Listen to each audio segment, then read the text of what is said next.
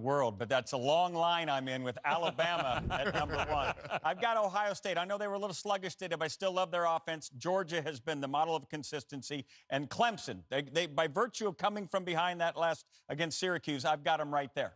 Yeah, ode to Richard Pryor, that long line. I'm with you. Alabama, number 1. Ohio State. Notre Dame is losing currently. Still way too early in that game to call it. And Georgia at number 4. But then, about a month and a half from now, what will it look like? Well, we've talked about gauntlets that these teams are going to have to go through. I'm going to stay with Alabama and Ohio State. And Notre Dame, despite their sluggish beginning, I think they wake up. Yep. The echoes will get them there. And then I got Washington. I think the defensive effort today is going to get them past the Ducks and Eugene, and they're going to find a way into the Final Four. Wow. Oh, he's got that dog on a leash, right? Yeah. He won't let it go. Alabama will be right there. Ohio State, I don't know. I'm vacillating on this. I think Michigan may finally beat them. They haven't in the 3 years under Harbaugh. Notre Dame, they'll come back and win. And then Clemson. What about Miami? Clemson, Miami? I'm going to go with Clemson for now. All right, we'll see what happens. Georgia fans want to see themselves up there, too. But let's check out what's happening elsewhere around the country right now because some of these games have been wild. Florida is still on top, but Vandy got a field goal, so they are within a touchdown with 2 minutes to go. Tennessee stiff-arming Auburn in Alabama. Wow. And we're going to have them against Alabama next week here on CBS, but the Vols on top 30-17. And now it is the final. The Buckeyes got a test, but Dwayne Haskins delivering again. 30-14, the final, and Nebraska might be waiting another week, BJ. Might be 0-6 for the first time ever if they can't escape Northwestern with a win. All right, time now for the last word as we get closer to kickoff between the Bulldogs and Tigers, two teams that have dominated their respective first quarters. What are you looking for? Well, LSU, they have to play better. Rick mentioned it about the pass protection for Joe Burrow, and defensively, they have to muster a pass rush and get after Jake Fromm. Trench warfare requires that kind of absolute intensity inside, and we're going to have to see on both sides of the ball for LSU to get this win. This will be a huge test for Greedy Williams and those guys in that LSU Tigers secondary going up against these exceptional wide receivers for Georgia. And you heard what Ed Orgeron told Jamie earlier. You could tell he's worried about Georgia center Lamont Galliard. Kickoff on the way, and a reminder that Temple and Navy is coming up over on CBS Sports Network. But game time for number 2 Georgia and number 13 LSU is right after this message and a word from your local station. You have been watching State Farm College Football Today on CBS.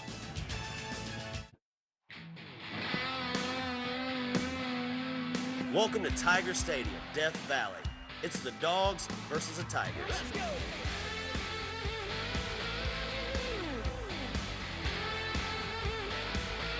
We're just getting warmed up, just getting started, already fired up.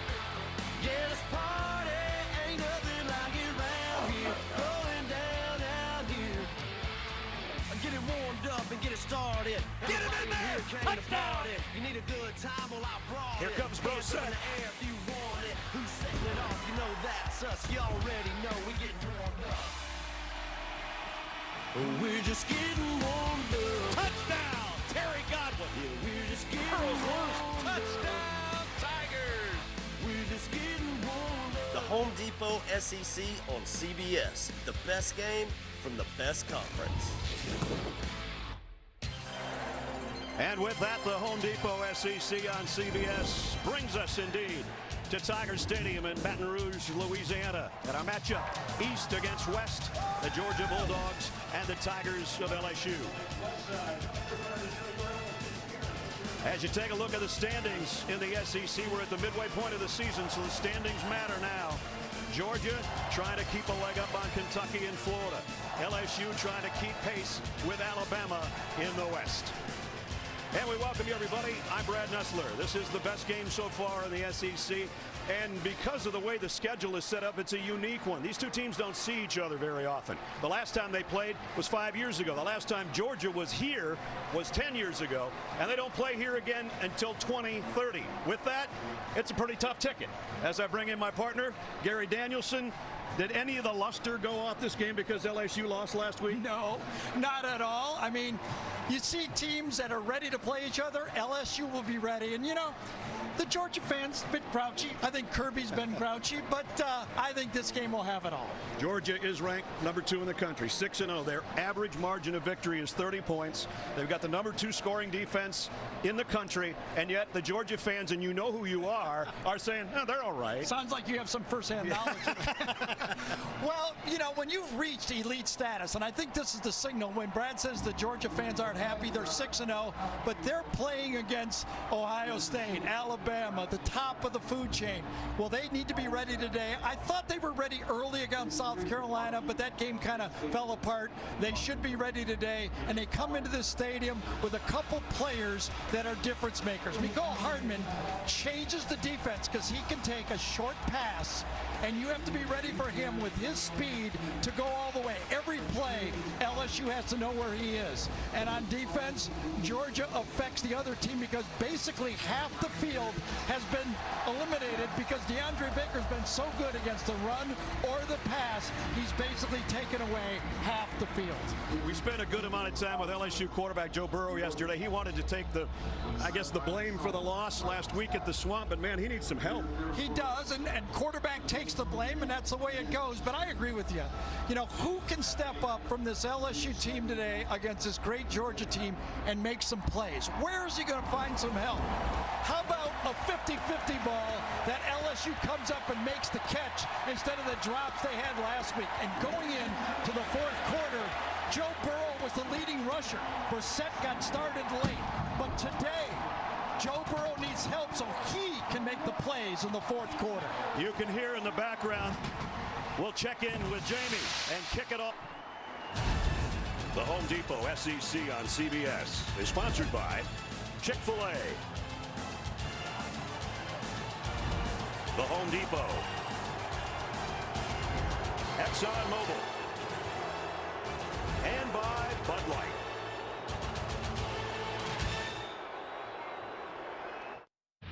Here we go again. It certainly has been a lot of high matchup of SEC type. Then wait for this. Let's go.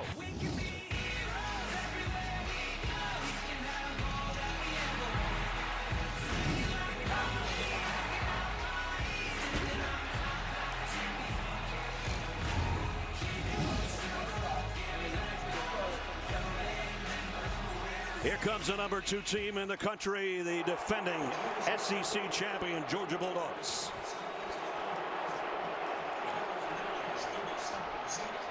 Third member of our crew, Jamie Erdahl, just moments ago with head coach Kirby Smart. Coach, the last time you faced a top 25 team was over a month ago. How have you prepared your guys for your toughest challenge yet? Well, we prepare each and every week the same. We go out, hit people in the mouth all week. It's what we do. It's how we practice, regardless of the opponent. You've seen teams get after Joe Burrow a little bit. How do you adjust your defense to knock him off his mark? Well, you got to affect the quarterback in every game. I don't think that changes based on who it is. We got to do a good job trying to affect him today. Coach, thank you. Thank you. Kirby, of course, was a player for Georgia in games here. He was an assistant coach under Nick Saban here. And the 2 quarterbacks getting set. 31st meeting all time that dates back to 1928. We finally have a game under 90. 83 right now. It's a beautiful day in Baton Rouge. I think you can always add 10 degrees just for the intensity in the crowd.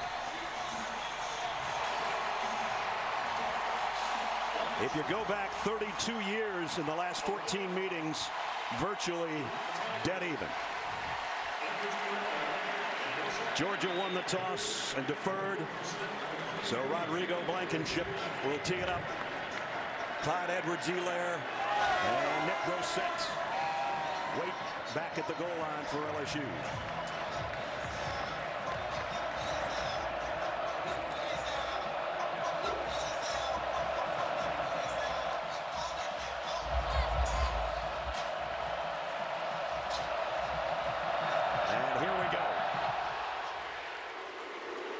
For the 45th time out of 48 kicks by Rodrigo Blankenship, a touchback.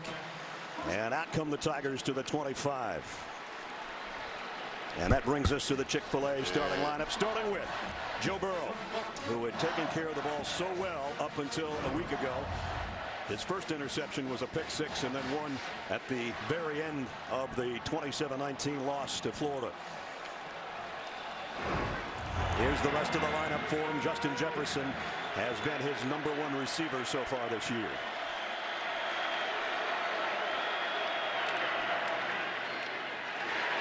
On the ground, pickup of a couple for Nick Brossette. Georgia defensively, as I mentioned, only giving up 13 points a game. That's the group. DeAndre Walker, their best pass rusher. Georgia only has 6 sacks. That's 116th in the country. And they know they have to at least affect Burrow in the pocket today, if not get to him. Empty backfield for Burrow on 2nd down and 8. The quick throw is complete. Jamar Chase chased out of bounds by Richard LeCounte. Interesting matchup if you just look at the rushing attack for LSU against the rush defense for Georgia. Georgia not doing well, 8th in the league in yards per rush of attempt. That is not like Georgia in pass. But LSU is 11th in yards per attempt running the ball. It's a matchup that could go either way, probably the key to the game. They haven't done that well on 3rd down this year, especially last week in the loss to Florida. LSU was 4 out of 17. Here comes a blitz on 3rd and 6. Burrow flushed, and down he goes, and there's the sack, and it's DeAndre Walker right on cue. Boy, that's one thing you don't want your quarterback to do early in a football game, especially against a team that is struggling to sack the quarterback. He knew it right out that it was going to be a blitz. Now the clock has to go. I got to get rid of it. I don't want my offensive lineman eating a sack early in this game. Walker, the guy we highlighted, that's his 5th sack of the year. And a punting situation. Von Rosenberg's kick.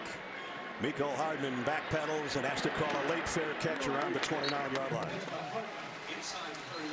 So a quick 3 and out. And we check the Chick-fil-A starting lineups for Georgia. And it all starts with number 11, sophomore Jake Fromm, who right now is completing 73% of his passes. And that's going to shatter the school record of Hudson Mason back in 2014 if he keeps that pace. Really even numbers, 1,200 yards, 12 touchdowns, 2 picks. And the rest of the Georgia offense, they've had trouble with their offensive line and kind of iffy on Solomon Kinley. Had an MCL from a week ago. We expected he's going to be out there, and he is. But they've had some injury problems, including Ben Cleveland, who's out with a broken leg. Elijah Holyfield as the single setback. Charlie Warner, the tight end, in motion, and the Gibbs to Elijah. And got back to the line of scrimmage, and that's about it. Ran into Ed Alexander. Defensively for LSU, they're strong at just about all phases. Defensive line, linebacker, secondary, you name it. They've got some good ones. And this guy, Rashard Lawrence, one of Gary's favorite because he does the dirty work. He does. He does it when he's hurt or whatever he has to do. They're not as deep as Georgia in the defensive line, but they're pretty darn skilled. 2nd down and 10. That's Hardman in motion. Here comes a blitz from Devin White. From down the middle and complete. And it's Isaac Nauta, the tight end, for a 1st down. The reason you can throw this ball down the middle is your center picks up the blitz. Gilliard takes on number 40 and stones him. Pickup of 19. From over the middle again. This one's in and out of the hands of Nauta. Well, Georgia has thrown 2 passes, and Devin White, number 40, their outstanding All-American linebacker, has blitzed both times. One time he got picked up. This time he had a run at the quarterback, and as Ness told you, drop pass. And he should have had it. Brings up 2nd down and 10. There's number 40, Devin White. DeAndre Swift in the Georgia backfield. Fromm fakes it to him. Has to throw sidearm and dropped by Swift out in the flat. It'll be 3rd down and 10. The chess game going on again, from Georgia's offense to Dave Aranda and his defense is, when do you go man-to-man against this team? They know Georgia loves the deep play-action pass. They burned Vandy last week with it to take the lead when they trailed for the first time all year 7-3. That's the chess game that LSU has to have. When do you keep that free safety deep? Georgia's been good on third down this year, but they'll have to earn this one. 3rd and 10 from deep sideline, straight game. Oh, just over the hands of Mecole Hardman. It would have been a touchdown had he pulled it in. You know, we saw that in the Tennessee game. Remember, Fromm missed a few deep throws that he had chances to get early touchdowns. Mecole Hardman is hard to overthrow, but this time he did. Obviously, if you put that on him, that's a touchdown. Yeah, he's still running. Absolutely. If that's a yard shorter, brings up a punting situation. Freshman Jake Camardo will kick it away. And back on the other end is Jonathan Giles around the 10-yard line for LSU.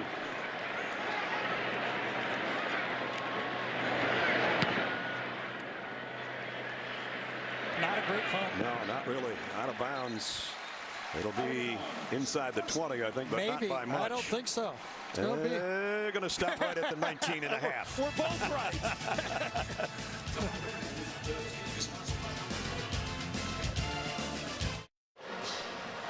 No score here early as we check in with Jamie.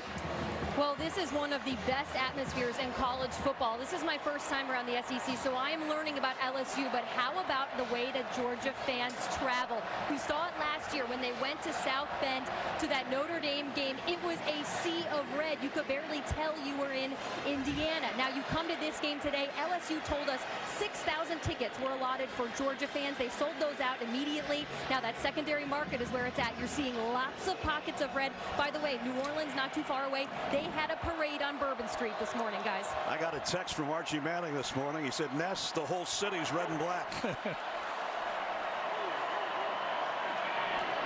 Play action for Burrow on first down. Has time, running out of it. And the late throw. Nobody home over there except Tyson Campbell. He's very fortunate he threw a knuckleball that time, because if it would have been stroked as good as he could have, it would have been intercepted.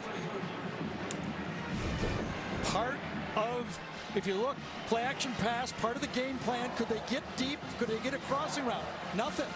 Handled very well by this Georgia secondary on a play action first down pass. And Burrow hit the deck after letting that one fly. Jontre Kirkland, who we expected to see some action today, is in the lineup. They throw it out to him. Trying to make something happen out to the 25-yard line. Monty Rice made the tackle there.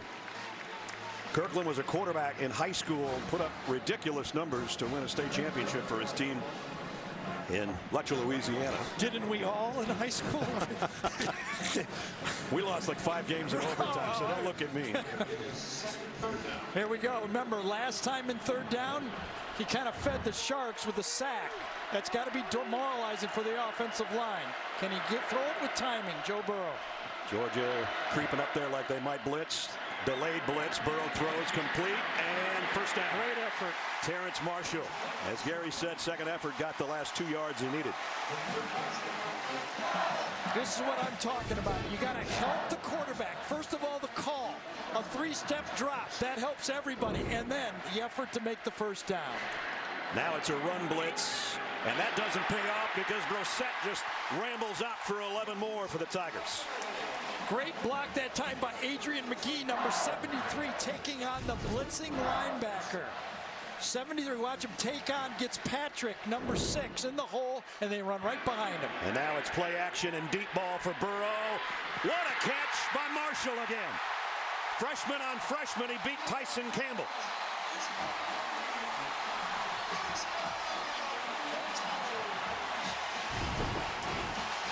Early in the game last week, he had one just like that, and Jefferson dropped it.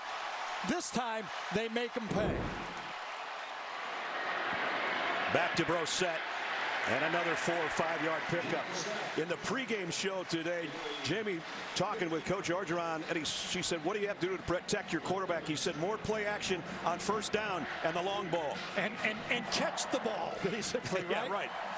Last week, it was nothing big. It was a bunch of little things that beat LSU. Burrow to the end zone. Jump ball knocked down. Yeah, there's that guy again. DeAndre Baker, the guy Gary talked about in the open. Yeah, if you're going at him, you better run a great route with a perfect throw. Now, anybody's being capable of being beaten, but if you better do it at a high level, because Baker has seen it all. He's been in this league. He's took the battles. He's gotten beat a few times, and he comes back ready to play. The completion percentage against him is like 34% for opposing quarterbacks. So they don't pick on that side very often. Big 3rd down and 5 here in the red zone for LSU. Burrow throws late across the middle, incomplete. And he was getting some heat. The closest guy was Clyde Edwards-Helaire, but Robert Beal, I think, with the late pressure, got to Burrow. Watch Jawan Taylor, inside linebacker, take away the play. They're going to try to run the back into the middle. He walls them off. Not going to get there. Nobody to throw to. Tremendous play, inside linebacker. That's your job. Do not get beat inside. Force the throw to the outside. He did his job. Cole Tracy has been almost perfect this year. We saw him with the game winner at Auburn. This will be a 33-yard field goal attempt, and it's up and good. So the Tigers got a long pass down to the 20-yard line. Georgia's defense stiffened, and the Tigers have to settle for 3.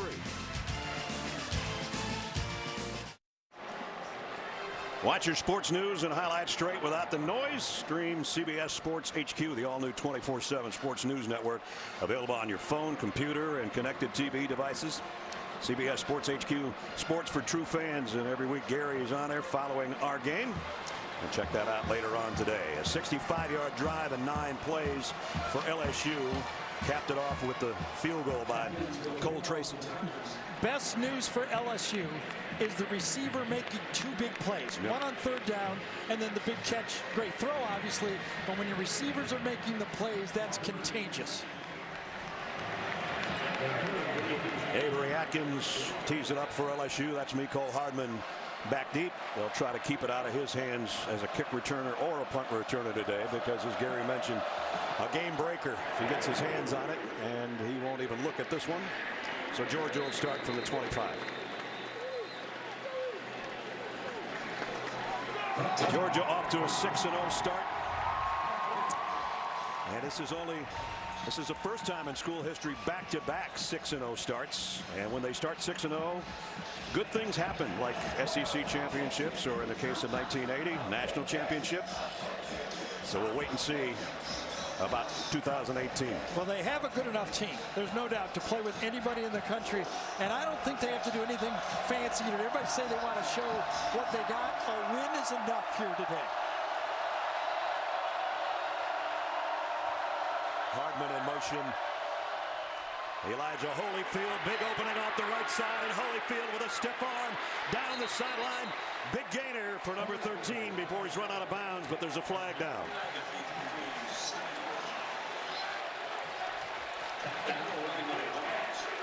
James Carter is our referee.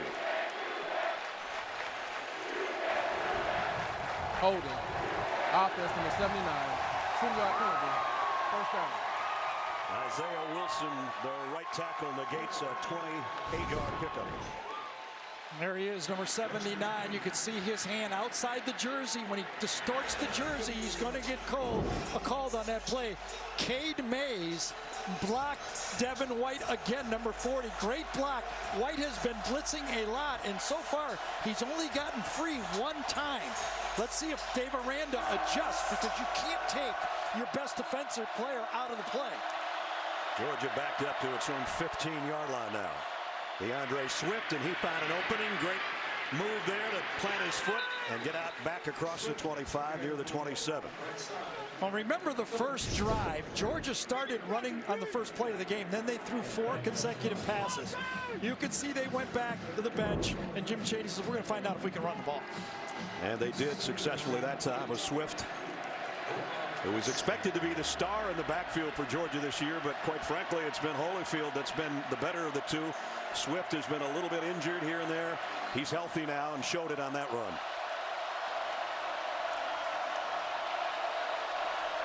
trips to the top of the screen, but it's a draw play to Swift right up the middle. DeAndre Swift broke a tackle at the 35 and all the way out to the 45-yard line. Boy, he is special. He had problems with his groin at the beginning of the year. He just didn't seem to have that explosiveness that he had before. But that time, Charlie Warner, number 89, again got on number 40. That seems to be circled in the Georgia game plan, is make sure we get a hat on their best player, Devin White. So Swift's last 2 carries for 12 and then 18, and now it's back to Holyfield up the middle, and Elijah, whoa, runs over John Battle. He won that battle. The champ is here. He runs angry. He does. Again, watch the linebacker get taken out of the play, Devin White.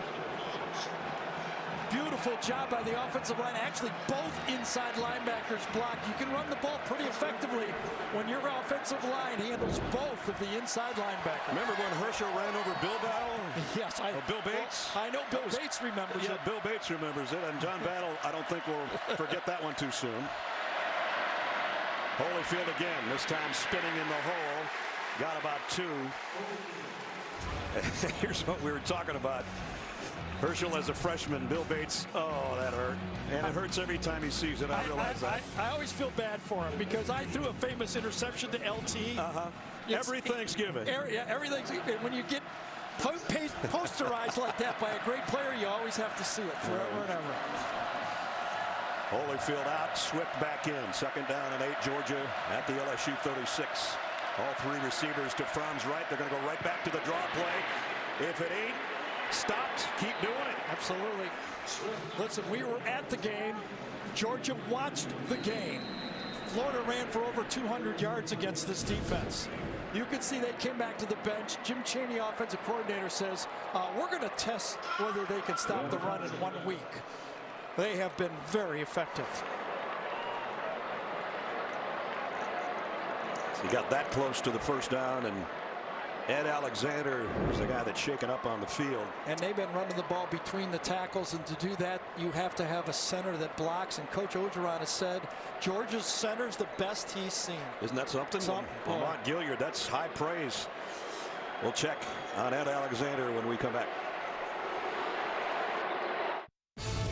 Adam Zucker in New York with this Ford update. Nebraska was trying to avoid its first 0-6 start ever, blew a 28-14 lead at Northwestern, and in overtime, Drew Luckenbaugh with the field goal for the Wildcats.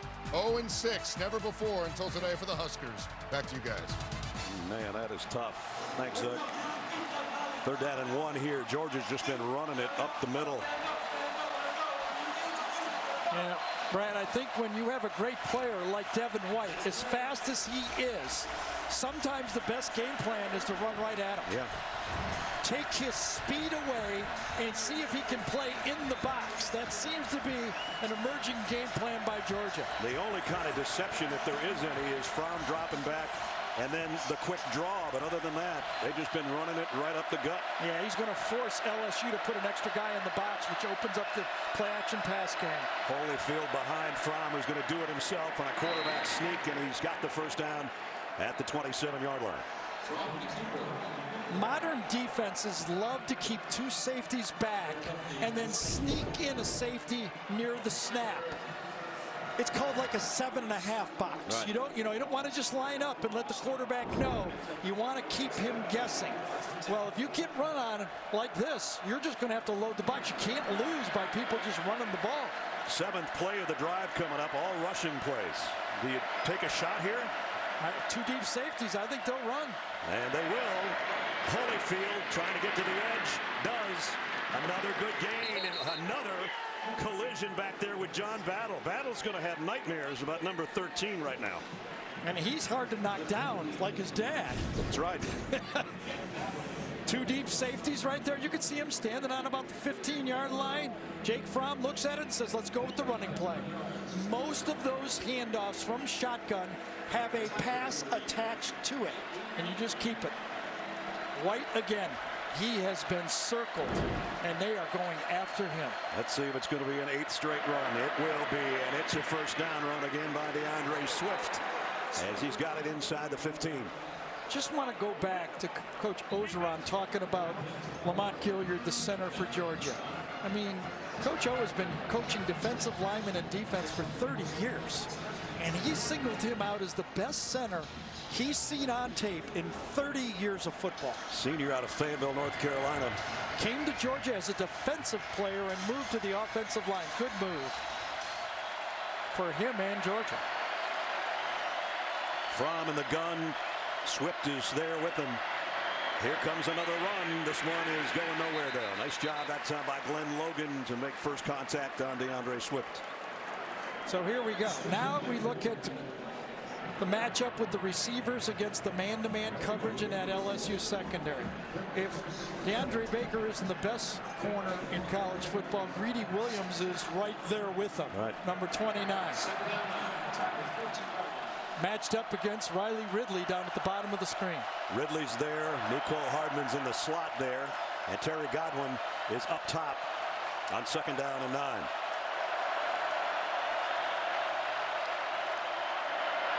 From play action. Plenty of time. Scans the field. Goes to the end zone and overshot. Mecole Hardman incomplete. Well, write this down for later, because on that play, Terry Godwin came out open, wide open on the play. Watch the top of the screen. Okay, runs a route, kind of a stutter, and into the inside. Look how open he is on the play. That will be noticed, marked, and remembered. Fromm looked that way to start and then came back to the near side, and now it's 3rd down and 9. Georgia can get a first down just inside the 5-yard line.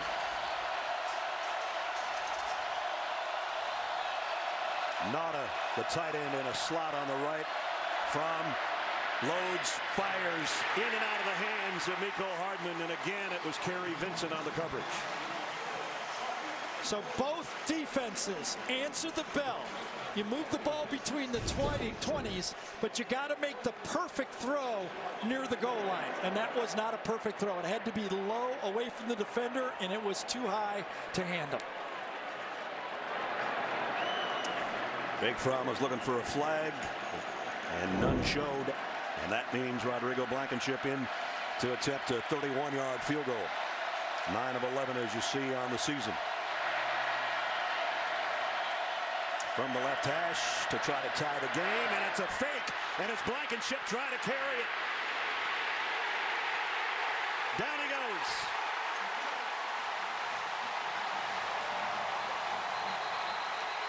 Devin White.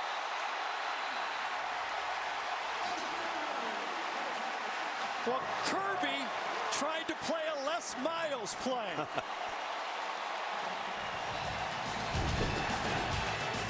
The fake field goal, all for naught. LSU takes over with a big defensive stop.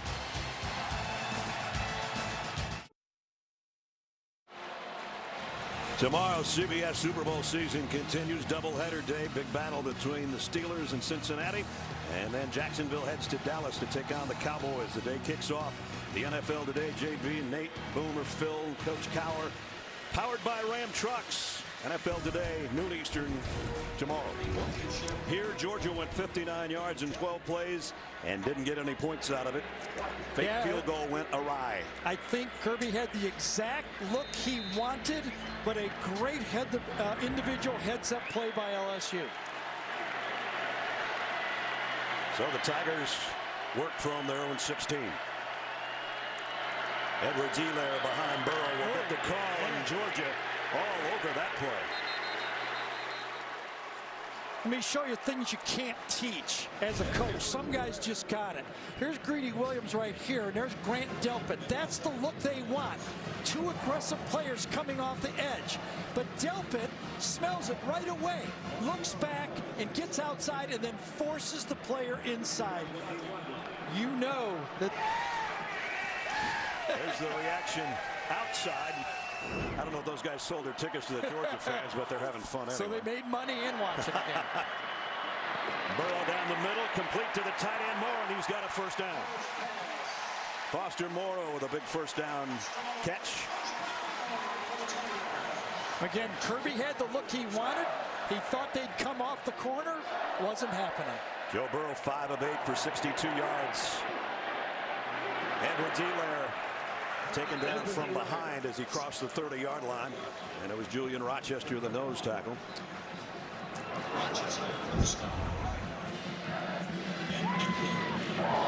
Georgia this season with the turnover story and the points allowed off them 0. Yeah, and remember, coming into this game, they had only trailed for 1 play. 15 seconds all year. Yes. Vandy kicked a field goal on the first play. Godwin catches a pass for a touchdown. Well, they've been behind for a few minutes now. They're going to hand it off to Kirkland. On a little jet sweep, Georgia saw that coming, and Tay Crowder has a couple of tackles so far in this series. Yeah, and Walter Grant, number 84, did a good job. His job, again, is set the edge. Turn the play in. Watch him come upfield, know where his help is, and force it back inside of the linebacker. Got about a yard, and that's it. There's the time this season. 15 seconds coming in and almost 8 minutes now. 3rd down and 4. That's Jefferson in motion. Burrow throws out to him, complete for a first down. That's his favorite target this year. That's catch number 22 for Justin Jefferson this year.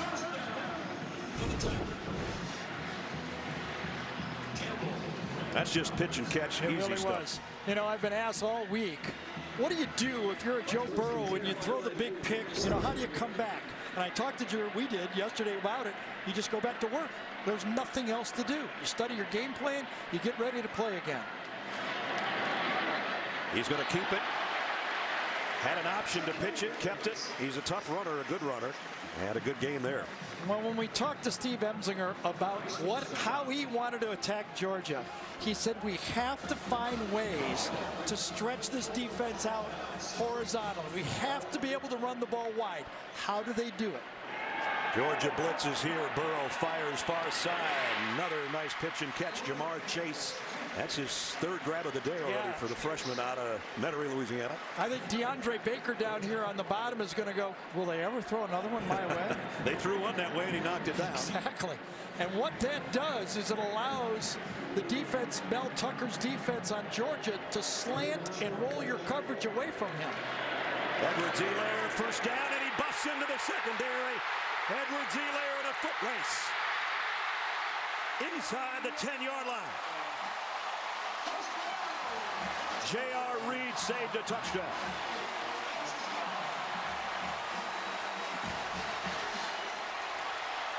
What a way for the quarter to come to a close. LSU with a lead, and they'll have a 1st and goal to start the 2nd quarter. We'll return to Baton Rouge after this message and a word from your local station.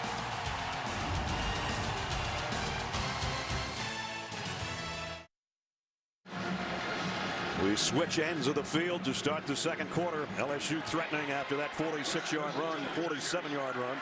Got him. 1st and goal at the Georgia 7. Behind Brosette. Who will get the carry, trying to cut it outside. He's dropped for a loss by Natrez Patrick. Let's go back to the play that got him close, Garrett. 3rd and short is when you're susceptible. The safety comes up too fast. There's no safety in the middle of the field at all. Once you pierce the defense, a missed tackle, there's nobody there. Here's a pitch on an overload to the right. And heading to the 2-yard line is Brosette. So now it's 3rd and goal. Well, this would be a humongous stop for Georgia. It would be. They already have had one, and could they get another? From the Chick-fil-A pylon cam, as you see Brosette coming right at you. They mark it just inside the 4, where it's 3rd and goal.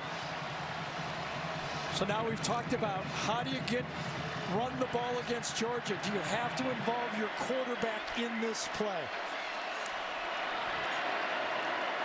Burrow under center. Jefferson in motion. It's just Brosette off left tackle, and he takes everybody in with him. Or did he? They say no. I thought the push was across.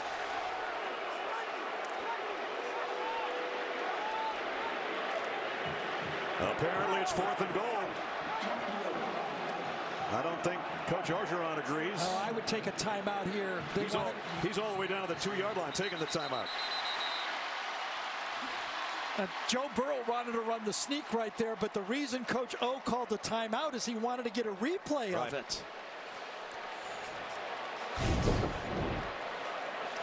Here's from the goal line. That's a better look. Well, maybe not. Well, I saw his helmet go across. I cannot see the football, so you can't change the play yet. There you see number 4 who's carrying it, and right there you would think if the ball's where it should be, it should be a touchdown. But can you see the ball? That's you just true. can't make up the play here. The LSU head coach is challenging the spot and the ruling on the field. The previous play is under review. So it goes upstairs to George Radiger. Brissett spins, and you would think he has the ball in the middle of his chest. You would assume. You would assume. But you can't see it. And that's the replay official's job right here. He has to confirm it. This time you follow Brissett. You see Georgia stand him up. Now you might think that you could paste together a sky cam look at it from above and this look to determine where it is, but so far I can't do it. You can't cut and paste. So we'll let them sort it out. I think this is the clearest look and the best look. Yep. Boy, I tell you that. You know what? If they did call it a touchdown right here, I think the replay official would go home and say, I got that right. I got that one. I got that one, hon. I got that one. So right now they have it spotted at about the 8-inch line. The original intent of replay, in my opinion, was to reverse obvious calls. Nothing is obvious about reversing this call to me.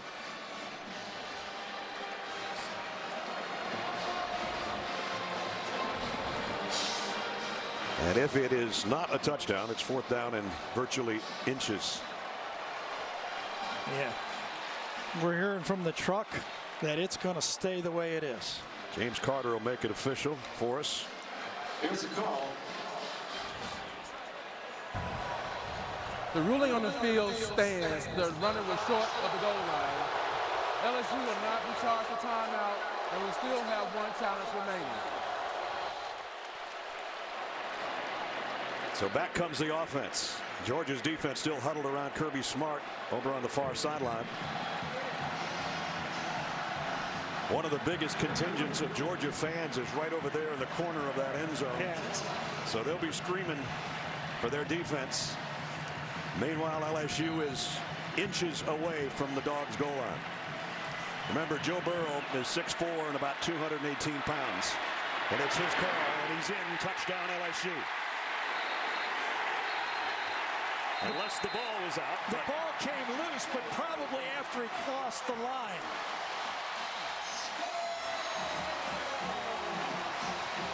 Joe Burrow with a touchdown on 4th and inches. And for him, his 3rd rushing touchdown of the year. He likes to run the ball. He says, I'm never going to slide. If anything, I'll run out of bounds. So just putting his head down and going straight ahead is fine with him. I also think if he would have tried the Drew Brees jump over, he would have got stopped because Georgia was guessing that he was going to try to dive over the line. I don't think he'd have made it.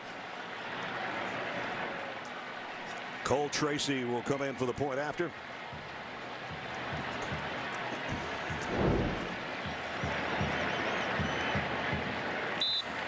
So a lot of people have wondered this year, what if Georgia gets behind? How do they play then? They're offsides on the extra point. It's up and good as DeAndre Baker jumped off by about 3 yards. I don't think you can decline it. I think they called the play dead before the ball was kicked.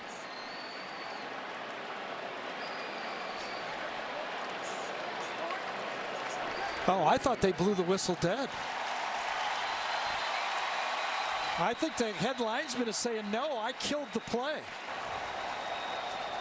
Prior to the snap, offside, defense number 18 will replay the try. So they have to replay the kick.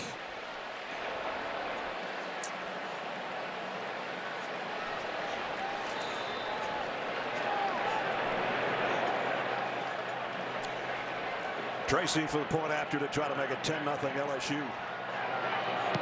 Up and good. Going back to my point, everybody said, what if Georgia gets behind in a hostile environment? They're behind in a hostile environment. Joe Burrow and LSU up 10-0 here in Baton Rouge.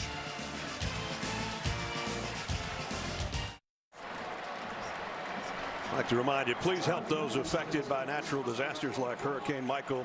Visit redcross.org for more information. LSU a 10-point lead. Joe Burrow with a less than 1 yard touchdown dive to give them that 10-point lead. And Tiger fans enjoying what they're seeing so far. Georgia only allows 13 points a game, and they've allowed 10 already. That's Miko Hardman, who'd like to get his hands on the kickoff of Avery Atkins.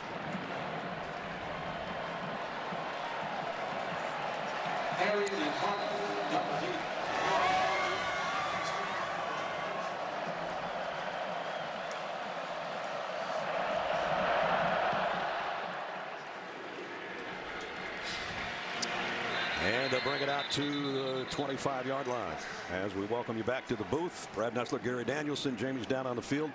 Everybody said, what if Georgia gets behind? Here they are behind. They've been behind almost the whole game after 15 seconds all year. Better stop sleepwalking. Yeah. Hey, Georgia ran the ball on the last drive 6 times for more than 5 yards. They got down there, then they threw it. The difference to this game right now, Jake Fromm started out with a completion. He's 1 for 6. 6 straight incompletions by Fromm. The only completion was to his tight end, Isaac Nauta, an 18-yard pickup, so he's going to have to pick it up.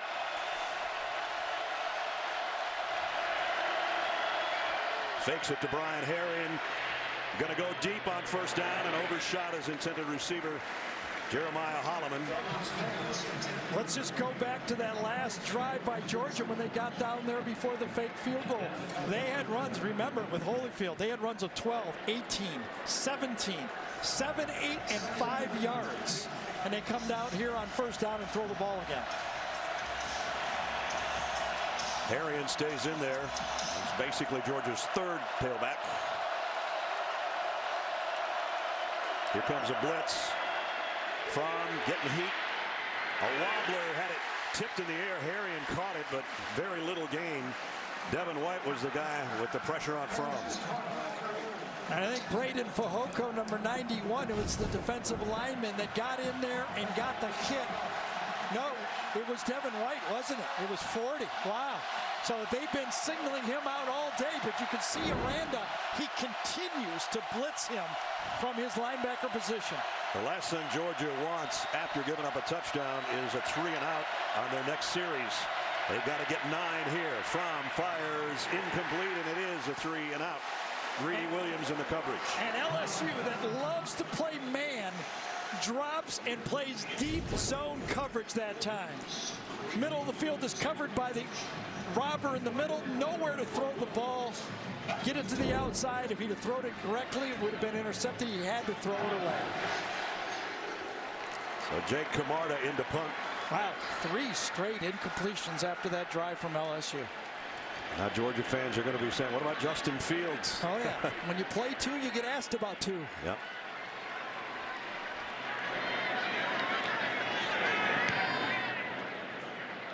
Jonathan Giles, fair catches, and goes down to his knees to ensure that catch at the 30-yard line. With 12:40 remaining in the second quarter. It's been all Tigers so far. A 10-point lead on the number 2 team in the country.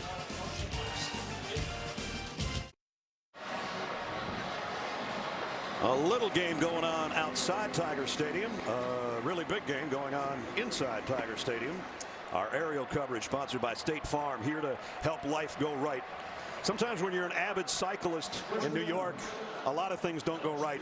And with that, we bring you Craig Silver, our Emmy-winning producer and longtime producer at CBS, who's in a New York hospital recovering from surgery yesterday. We have all chipped in to buy Craig a stationary bicycle. Yes, we have. So Craig with surgery yesterday. Buddy, we miss you. Get well soon. And I know you're watching. And we'll try to carry on without you. Joe Burrow to throw on deep middle. Jefferson wide open. Justin Jefferson inside the 20, still fighting for yards. LSU's offense on fire right now. Well, when you find a receiver, goes in motion, nobody follows him, and then Georgia messes up. Hand signals did not work. They were signaling to each other, and both of them thought the other guy had him. You got him, I'll take him. Now LSU goes hurry up with Brosette, who got a couple. That was a 60-yard gain, a 50-yard gain to the 20. Boy, that is the worst breakdown. If you're a coach or a fan of Georgia, they put one guy in motion. It's like motion 101, and you completely bust it. LSU back in the red zone again with a 10-point lead and threatening here. I really think this is the first pressure drive for the the Georgia defense all season. Burrow in the gun, the quick toss is bobbled. Incomplete. Derek Dillon, the intended receiver, and J.R. Reed was right there trying to come up with a carom for an interception, but it's going to be 3rd and 7. Well, it was a good decision because off the edge, Georgia decided to bring an extra player of pressure, and you throw it out there, you got one-on-one. And there is no comparison in the quarterback department so far today. And so far in this game, after finishing against Florida 1 for 9 in the second half on 3rd down, LSU has started out 3 for 6. And they've got another one here, 3rd down and 7. Here comes Walker. Got to Burrow, and Burrow had to just get rid of it. Well, he had a screen pass on, so he was willing to retreat and wait. But the back never got freed up. Brissett was running the screen. He's going, please, please, get out there. And just about a half-yard short, that would have been a walk-in. You know, against the blitz, if you are able to get the ball to the guy, it goes to the house. So DeAndre Walker, who had a sack earlier with the pressure that blew that play up, and it forces a Cole Tracy field goal attempt. This one will be from about 36 yards once they spot it down. The kick is perfect. So tack on 3 more. 13-point lead for LSU with 11:22 to go in the half.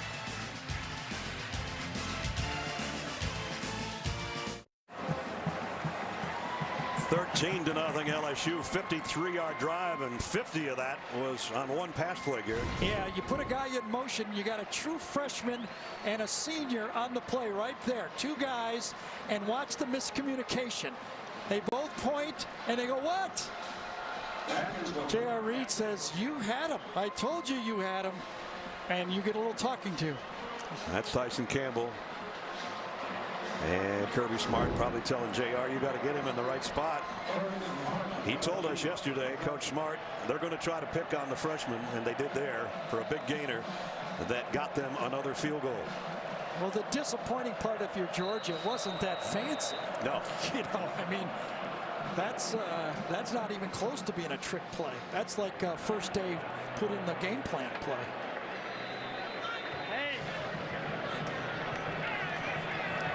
Atkins had to re-tee it.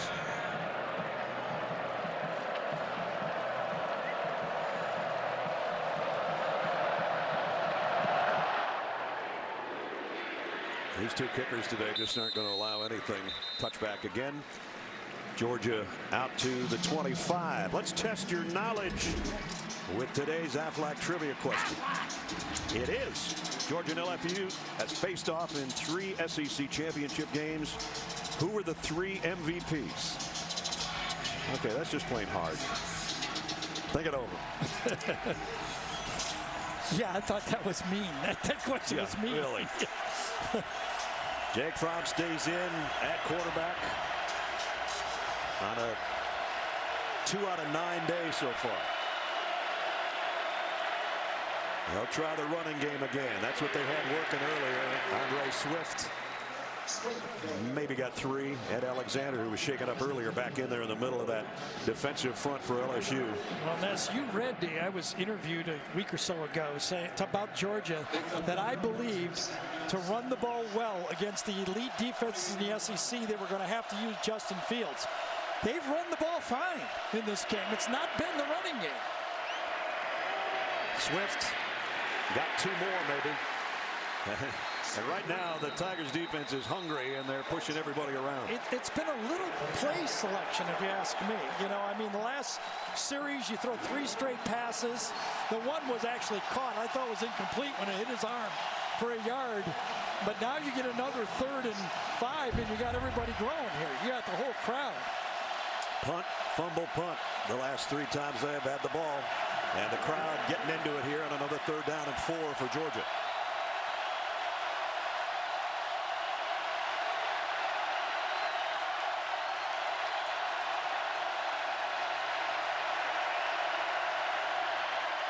From fires deep on the sideline over here. Terry Godwin looking for a flag. There is no flag. I think Jake Fromm was confused again.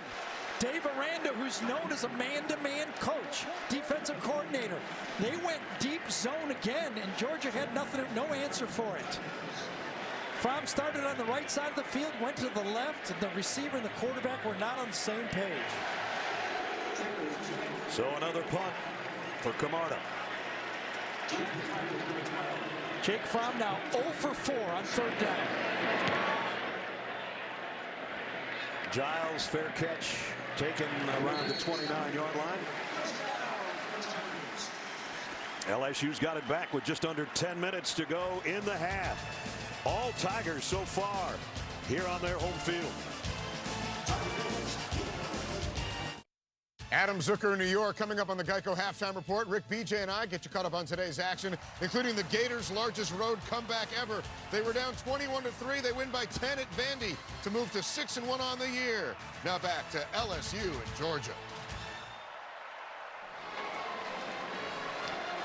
All right, Adam, 13-0 here. LSU putting a surprise on the number 2 team in the country. Tomorrow, President Donald Trump sits down with 60 Minutes for an important conversation about accomplishments and controversy. Tomorrow, only on 60 Minutes. Let's check in with Jamie. Well, guys, Joe Burrow, we met with him yesterday, and having this be our first home game with them, it was amazing to be in his presence and to see his serious demeanor. He said he enjoyed his time at Ohio State as a student, but when he came to LSU, he wanted to treat it as a postgraduate internship, and his teammates would agree this guy is all business when he runs this offense. Here he is running the offense on 1st down, rolling to throw and throwing. And let's see, was it complete? No, I don't think so. No, He had Stephon Sullivan right in front of him, and he decided to go to the 2nd level and throw it to Derek Dillon. Again, a 1st down throw. There has been success on this, but you got number 10 staring you at a completion on the right side, and he decides to go to the 2nd one. He's lucky he didn't get it picked off. 2nd and 10. Edwards-Helaire looking for room. Georgia's going to stretch it out and drop him at the line of scrimmage if not a loss. And Richard LeCounte and DeAndre Baker are there to meet him. Well, right now this Georgia defense looks at 3rd and long. Now remember, LSU has been dropping zone in 3rd and long. They forced the stop here with good rush defense, and now they need a 3rd down stop. 29-yard. They got one on the last series, but it still ended up being a field goal when they got pressure. DeAndre Walker on Burrow. Here it's 3rd down and 9. And you always wonder about number 15. He's right down on the left side of the Georgia defensive front, and they're going to call timeout. Yeah, Kirby Smart didn't like the looks of something. Kirby Smart said that we're confused again. First charge time out of the half, Georgia. So he'll talk it over with his D with 9:04 remaining 1st half.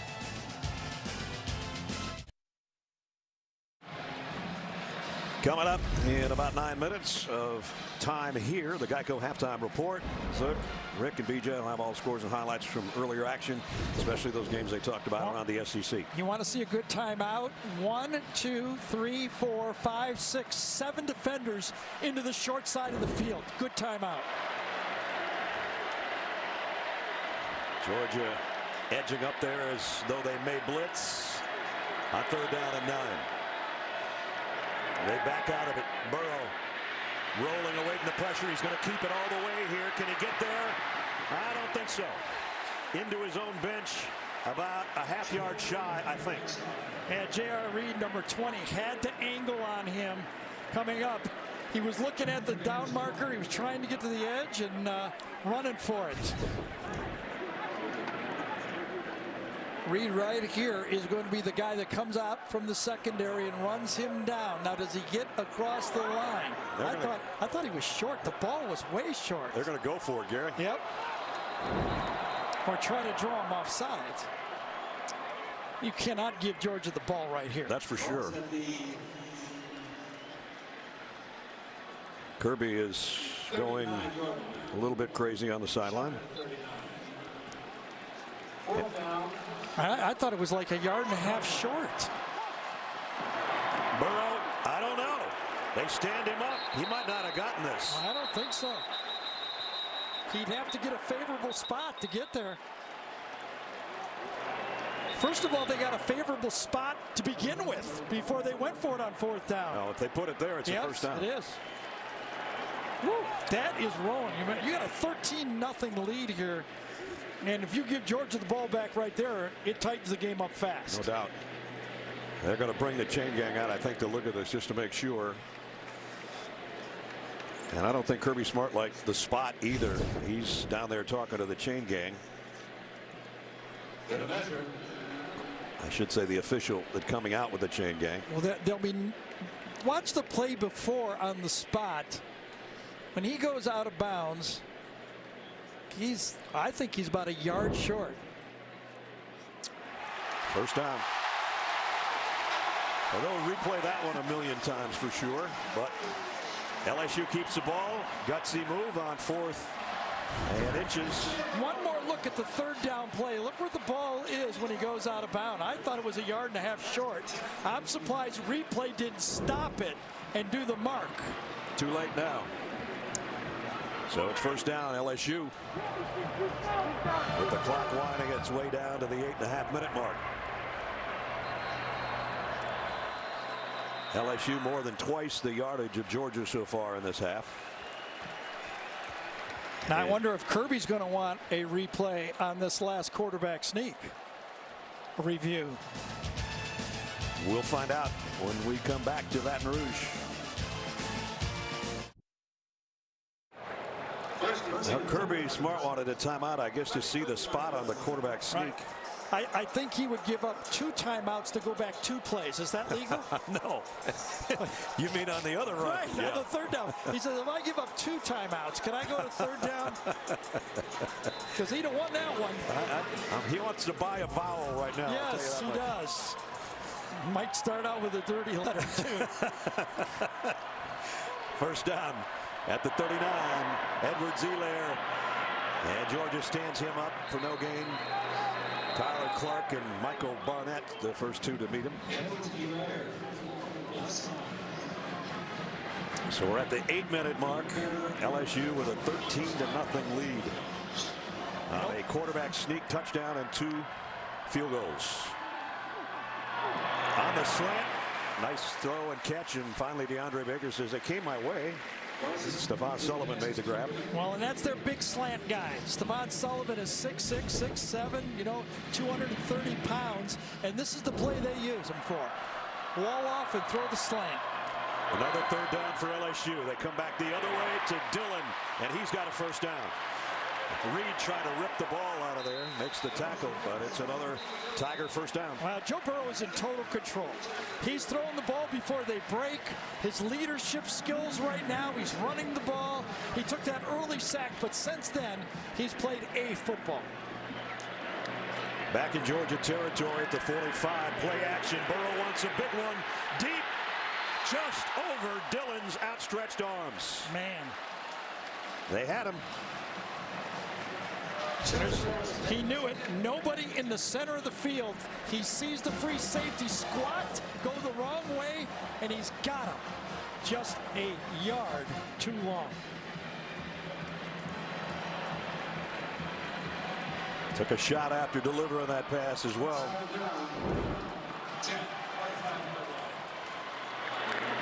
So a nice mix of run and pass for LSU on this series. 2nd and 10 at the Georgia 45.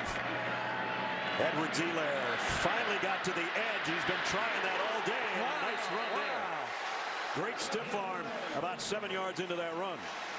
Foster Moreau, number 18, came around with the good block, and then to finish off the run by Helaire.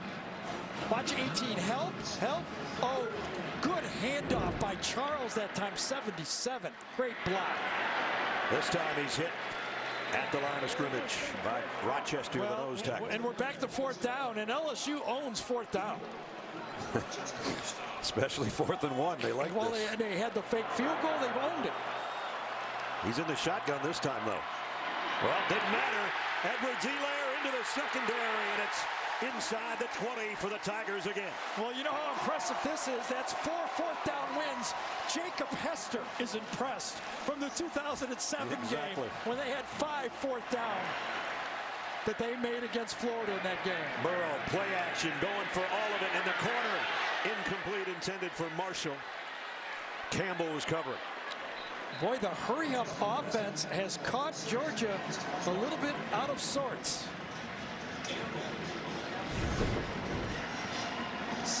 There's the 2 freshmen going at it on that last play. Yeah. Tried to do an Odell Beckham, and it was not enough room. They've had the ball 3.5 minutes, threatening to score again here before halftime. Georgia substituted with 5 fresh players. 2nd and 10. I thought there was a false start, but I guess not. Burrow in trouble, and he's going to go down. Oh, man, and maybe out of field goal range, too. Everything that could go wrong went wrong on that play, and Georgia took advantage of it. I thought the left tackle for LSU jumps. I don't think that's what the flag is, though.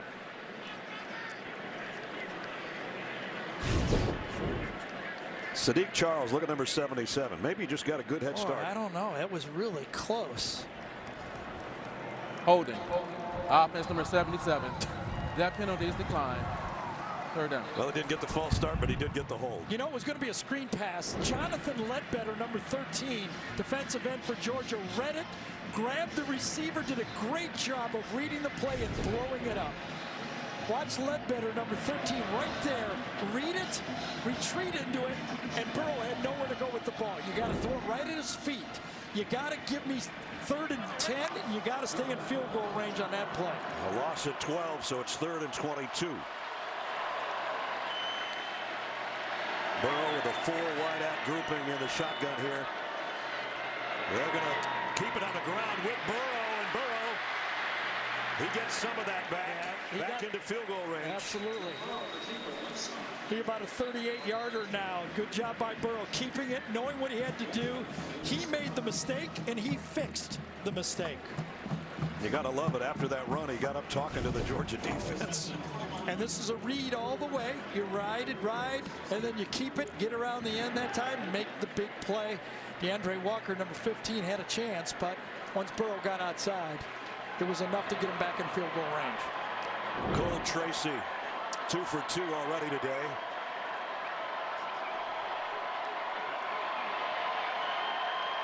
This one from 39, just inside the left upright.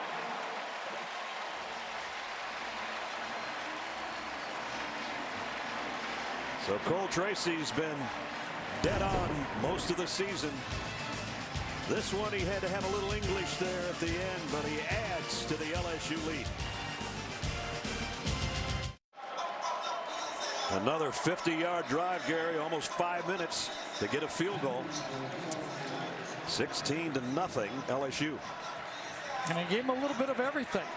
They stayed balanced, they ran the ball, they threw the ball 5 times.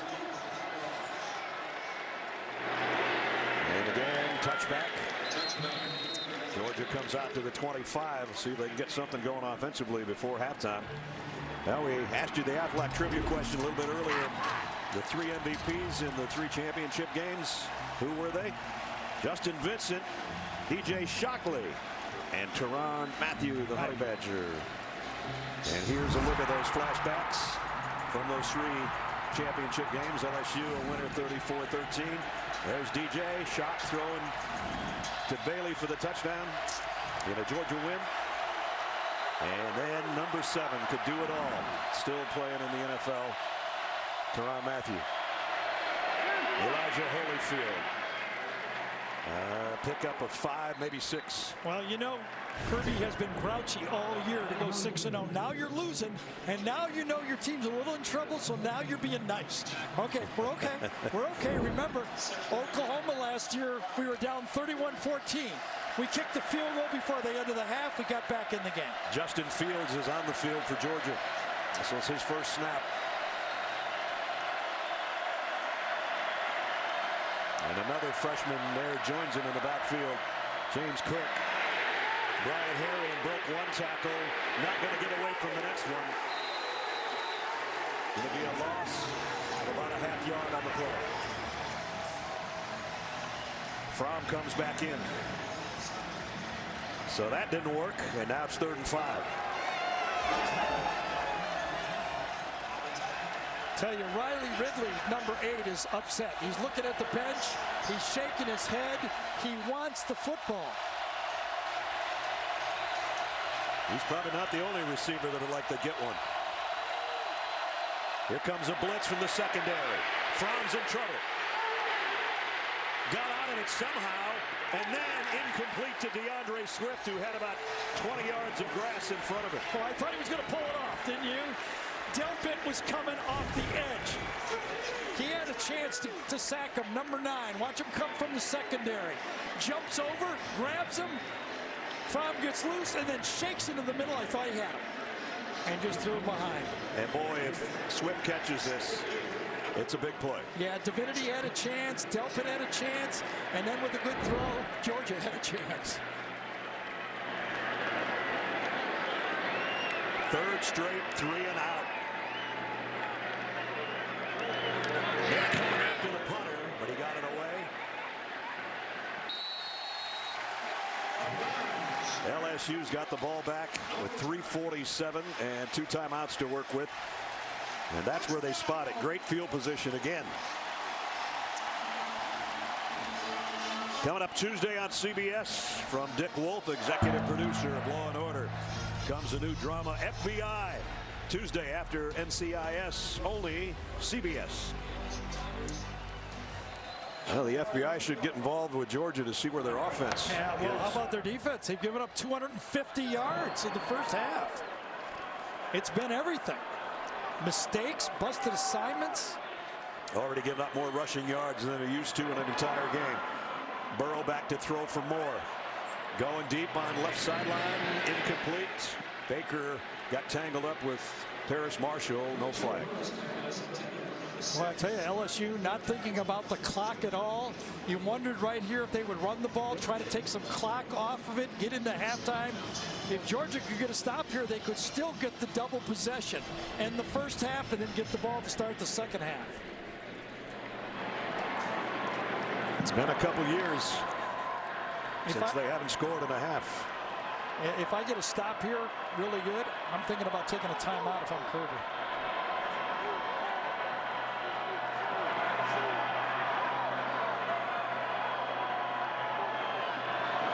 The long stretch play to Brissett, and he's drilled by Richard LeCounte after a short gain, and it's going to be 3rd and long.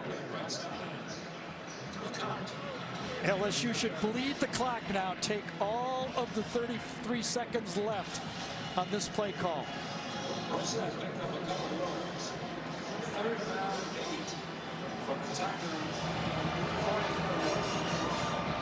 Joe Burrow well aware of that, taking his time in that huddle.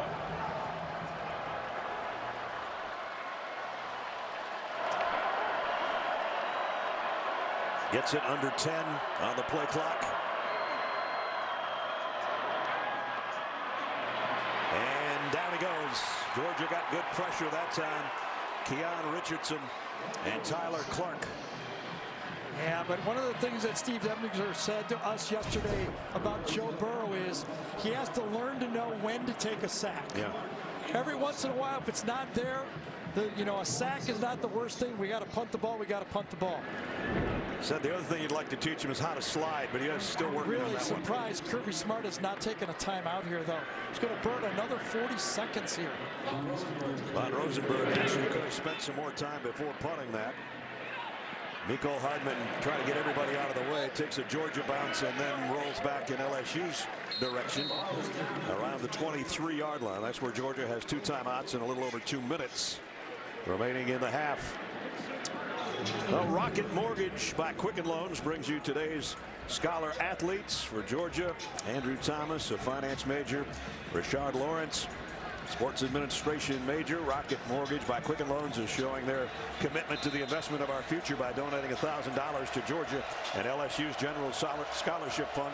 Those two have run into each other Absolutely. a few times today, too. They're going to run into each other right now. They're matched up right now. And a bad snap. Fromm has to scrape it up, and down he goes at the line of scrimmage. It won't be a sack, but it's still 2nd and 9. And he looks up at that clock that's under 2 minutes right now and trying to hurry things up for Georgia. Fromm 2 of 11. Remember, one of those was a tipped ball that went for 1 yard. The first play of the game, he had a pass completion. Nothing since. That was actually a 2-yard loss. It's 2nd down and 12.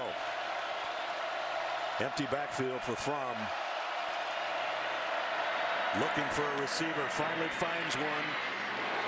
And a big hit put on at the 30 on Jeremiah Holloman. One thing about Jake Fromm, he loves to go hurry up. He's been doing this since high school. Right now they need 3 more yards to keep anything alive here as we approach a minute. Delayed blitz coming. Fromm over the middle, DeAndre Swift. Great job by Fromm that time. He wanted to go to the right side and throw the ball to Nada. Nada was covered that time by Michael Divinity, number 45, so he came back and hit the crossing route. A minute to play in the half. Fromm throws it out to Nada. Same play. Gets out of bounds. Stops the clock with 57 seconds remaining in the quarter. And again, like that Oklahoma semifinal game for Georgia when they had a late field goal in the first half, I think Georgia's thinking right now, if we can get a field goal try, that's a win for us, considering the way we played in the first half. And remember, Gary reminded you, Georgia gets the ball to start the 3rd quarter. That would be the double if they could get some points and then get the ball to open up the 3rd stanza. But that's a lot of ifs right now. They're still at the 48-yard line. Fromm running out of time again. Logan giving chase, and he's got to throw it away. Again, Dave Aranda rushes only 3. He does not have a strong pass rush team. So what does he do? He says, if we don't have a good, strong pass rush, let's not rush him. Let's play coverage, and it has worked for him so far in this game. Terry Godwin appeared to be open again late in that snap, but Fromm didn't have the time to see him. Yeah, his eyes got disjointed on that one. He had nowhere to know where he could throw the ball. 3rd down and 5. 3 again. Fromm, this throw's incomplete and almost picked off by Kelvin Joseph.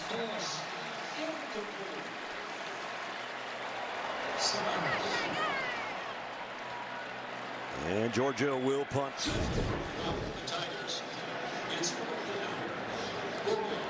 Boy, that was wild, and that could, you're right, Brad. When I saw that, I didn't think it was catchable, but that was almost an interception. This is the one I'm not sure why you catch if you're LSU. Only bad things can happen. What if you drop this ball? I just let it fall. And he does. Looks like what they're going to do. Well, it wasn't good enough to catch. Kicked it out of bounds again. Freshman punter struggling at times this year, and as they walk it up, it's going to be at the 20-yard line. And again, he gets a little tap on the helmet too, as if to say, hang in there. So 38 seconds left. It's always, trust me on this, from many years in the NFL at home, okay? It's hard to take a knee at home at halftime. That you get booed a lot, but I think the strategy for LSU is to take a knee. You don't want a mistake here. Your odds are going far enough. Just get to the locker room at 16-0. If you'd have given Coach O the option to have a 16-point lead right here, he'd say, yeah, I'll take it any day of the week. And so they will take a knee.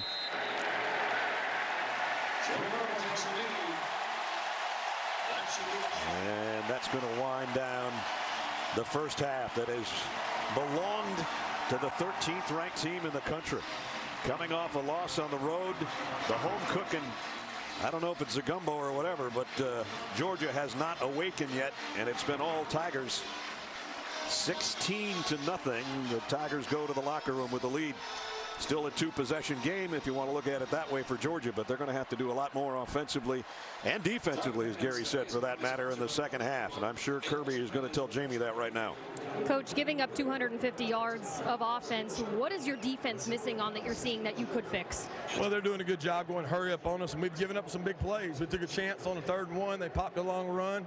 We got to tackle better, and we're not playing real good sound defense. Is there a reason to use Justin Fields more in the second half to spark your offense? We feel like we can get a spark. We certainly will. All right, Coach, thanks. Thank you. He is right, Des. 2 big plays, a 50-yard pass and a 43-yard pass and a long run. So a surprise happening here in Baton Rouge at halftime, 16-0 as we send it to the Geico halftime report. Here's Zook. All right, Ness, surprise indeed. And coming up on the Geico halftime report, they continue. Rick, BJ, and I explain whose stock is up and whose is down in the SEC after this word from your local station. CBS Sports presents the Geico halftime report. Geico. 15 minutes could save you 15% or more on car insurance. Hello, everyone, and welcome to the Geico halftime report. Rick, welcome as well. Brian Jones, Rick Neuheisel, I'm Adam Zucker. The score in Baton Rouge, LSU on top, 16-0. Some 4th down risks by both teams. Everything going the Tigers' way, and they're all over Georgia. Well, let me say this. That LSU secondary is playing unbelievably in the back end. They are on these guys like white on rice. It is awesome to watch. You can see Jake Fromm doesn't have anything where to go. This is called pattern matching. They're seeing where Georgia's going. They've done enough film study. They know exactly where the defenders are. They're moving him off his spot. They're making him go from 1st to 2nd to 3rd. There's no one to get open. Right now, he's 5 of 15. In last week's loss during the swamp, Joe Burrow threw some passes in desperation. They may have not been ideal, but his receivers didn't help him out by coming up with the grabs. They're doing that today. A beautiful catch there, 53-yarder. And then watch this one here to convert a 3rd down. That's Derek Dillon. The receivers are coming up. They needed to play better, and they're doing that thus far in the first half for LSU. Well, we just talked about the numbers. 5 of 16. I'm corrected. 10 of 19 for Burrow, which is exactly where we want. And the other number, BJ, they're 3 of 3 on 4th down, showing that they're willing to roll the dice a little bit. They have to. They are a desperate bunch after losing last week. And that defense, after Georgia ran the ball down their throat, they got right now. They're stopping that run of the Bulldogs. Yeah, Swift and Holyfield over 6.5 a carry here at the half. All right, let's get you caught up on other SEC action. Florida. After the win over LSU, they fall way behind early at Vandy. Rick, 21-3 after this play. Vandy's Jamari Wakefield runs 7-yard touchdown, putting them up 21-3, and then we get some commotion. You can see James Houston, the 4th, lays out of Commodore. It's called a crackback block. He's flagged for targeting. The benches would clear. Lots of talk back and forth amongst the coaches. And Voshon Joseph, who had been called for an unsportsmanlike earlier, that counts as his 2nd, even though it's on the sideline. But Florida, big change in momentum from there. At one point, scoring 24 straight. Derek Mason and Dan Mullen, longtime friends, hugging it out after the win as the Gators have their largest road comeback ever, 37-27, to move to 6-1 on the year. Meanwhile, Auburn, it's only getting worse for him, BJ, and a visit from Jeremy Pruitt's Vols. Coming into this ball game, Jarrett Stidham in SEC games, 2 total touchdowns, 2 interceptions.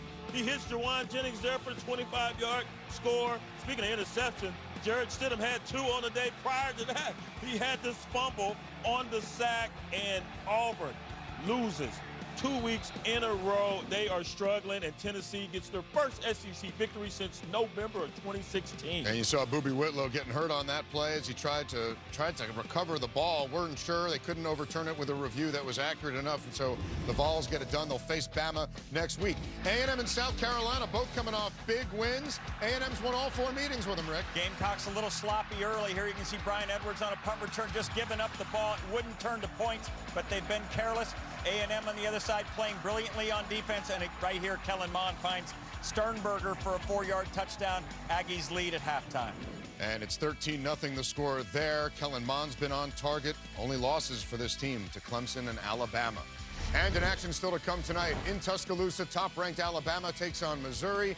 And in Little Rock, either Ole Miss or Arkansas will secure their first conference win. A reminder, the Home Depot SEC on CBS continues next Saturday when #1 Alabama visits Tennessee. Coverage begins at 3 p.m. Eastern with State Farm College football today. And when the Geico Halftime Report continues, we'll update you on a couple of undefeated teams that are on the ropes. The Home Depot SEC on CBS is sponsored by Verizon,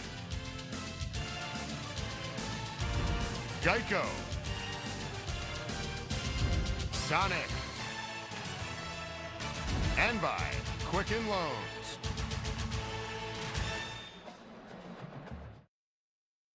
It's about to get crazy. It's about to go down. It's about to get crazy. It's gonna be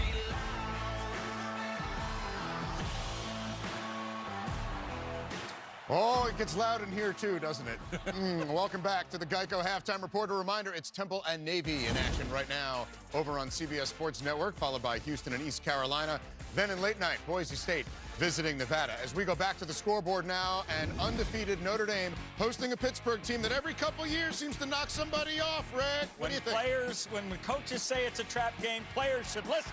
Pittsburgh's Maurice French, he goes 99 to start the second half. 14-6 Pitt at the time. It's 14-12. About 7 minutes left in this one. And it's 14-12 because Ian Book, they blew a two-point conversion opportunity, and so 2 interceptions by Book. We'll see if that one sticks. A battle for the Pac-12 North right now, and Oregon wanting revenge on those Huskies, BJ. Yes, they are. The last time the Huskies were there, they whipped Oregon 70-21. It's Savon Ahmed there, 2 yards out for the score, and 17-10 now, but Oregon's on the goal line. They just scored. It's being reviewed. Second quarter, a Ducks team that you could argue should be undefeated at this point in the year. Penn State, they were close with Ohio State. Now they're facing Michigan State. Rick, don't tell them you can't run on the Spartans. They're trying to go from great to elite. Miles Sanders says, let me show you how. Whoa. Breaking tackles, juking the defense on his way to a 48-yard score. Penn State 14-7 at the half. Guy's been waiting his turn behind Saquon Barkley. You can see why. 8 carries, 146 yards, and the Land-Grant Trophy on the line in Happy Valley. All right, BJ, Texas, I know you were worried about a letdown perhaps here. Yep, you got to stay hungry. And Shane Buechele's in for the injured Sam Ehlinger, who went out with a shoulder injury and a cut on his hand. But Colin Johnson, there goes that man again, 44-yard score. And a 23-10 lead now for the Longhorns at the half. Memphis is on top of undefeated UCF, 30-17. The only other time the Knights have trailed on their 18-game winning streak at the half, it was against these Tigers. And Ohio State beating Minnesota 30-14 to remain undefeated. Dwayne Haskins over 400 yards passing in consecutive weeks. The review is complete. The Ducks have tied the game at 17 on Justin Herbert's second touchdown. A reminder, the NFL on CBS kicks off tomorrow with a doubleheader. Many will see the Steelers and Bengals, and then most will see the Jaguars and Cowboys. It all gets started at noon Eastern with the NFL Today on the home of Super Bowl 53. We thank you for watching the Geico Halftime Report. Coming up, the second half of Georgia and LSU. It's going to be good. CBS Sports presents the Geico Halftime Report. Geico. 15 minutes could save you 15% or more on car insurance.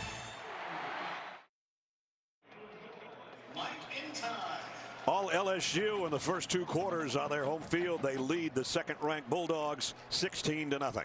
And now, a taste of tradition presented by Sonic. Here's Jamie. Brad, we're here in Baton Rouge, but do you know how this capital city got its name?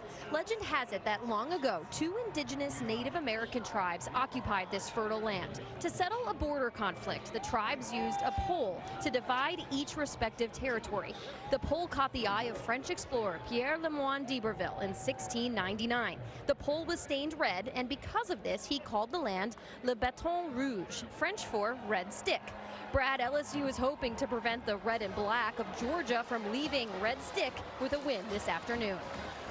I'm just glad D'Iberville didn't play defense. I wouldn't want to say his name 6 or 7 times a half.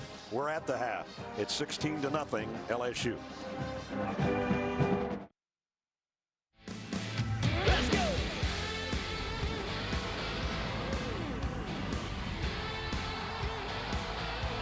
Just getting warmed up. John Battle, he won that battle. Breaks a tackle at the line. He's down the far side hash. 25. Burrow going to try to sneak it. Burrow able to burrow his way in. Touchdown, Tigers! And that's the reaction of the fans from what they've seen in the first half from their 13th ranked Tigers. All LSU in the first half, 16-0 as we come back in Tiger Stadium in Baton Rouge to open up the third quarter. And Georgia will get the football first to start the third. And they will work it from the 25-yard line as we welcome you back. Brad and Gary, okay, is Georgia playing that poorly or is LSU playing lights out? You pick. That's a good question. A little of each. Miscommunication, busted plays, but I do think that LSU has come to play. The receiver started it early in the game. Burrow has been tough. But, you know, I think Jamie's question to Kirby was interesting. Remember, he was on the other side of Tua with the spark a year ago. Will he use the spark? I go back to last year's Oklahoma game. Jake Fromm had a great second half. 8 for 12, 101 yards passing when he was behind in that semifinal championship game. They're going to need him to repeat that kind of performance. He's going to run with it on first down here, and it got leveled after maybe a 2-yard gain. And he had plenty of time to survey again. Take a look at some of the game trends. We talked about Jake coming in completing 73% of his passes. He's already missed on 11. LSU great on fourth down, including point getters on fourth down. And Georgia has trailed almost 25 minutes in this game after 15 seconds of trailing coming in. Fromm throws out complete to Hardman. And I think he got the first down. Mecole Hardman on the catch. Remember, the 30-yard line is just like the goal line. Since it was a touchback, if he touches that line, it's a first down. No need to measure. And it is first down. As you look into the shadows that are taking half the field here in Baton Rouge.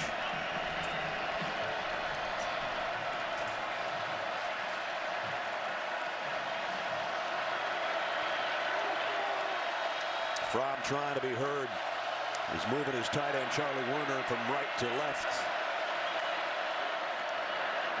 And that's DeAndre Swift. And Swift, a good run and another first down, a pickup of 12 or 13. You know, we talk about Georgia having a good second half from Fromm in that game. But remember, Sony Michel carried the ball in the second half, 9 for 86, and Nick Chubb 8 for 56. So they did not lose their balance going into the second half of that game. Devin White has got Swift wrapped up after a gain. And slap Swift on the helmet. Devin came in as a number 2 tackler in the SEC with 53 stops. He's always around the football. Wouldn't you like to see them feed Holyfield a little bit? He really started the game out with such great intensity. He's in there right now behind Fromm on second down and 8. They fake it to him. Fromm, plenty of time, throws complete. This one to Riley Ridley, finally has his first catch of the day, and it's another first down. Yeah, he was in a crack position, which Georgia does a lot with their wide receivers, and then a good play action pass, crossed all the way across the formation. Plenty of time on first down to throw. This is the first time in a long time Georgia's even been this deep in LSU territory at the 36-yard line.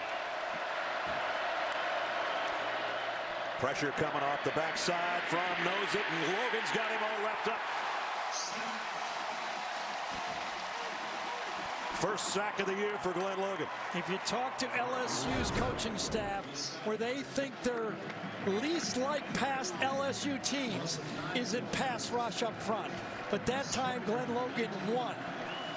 He beat his man one-on-one. I think it was Cade Mays, the true freshman, that he beat on the play, number 77. And a loss of 9.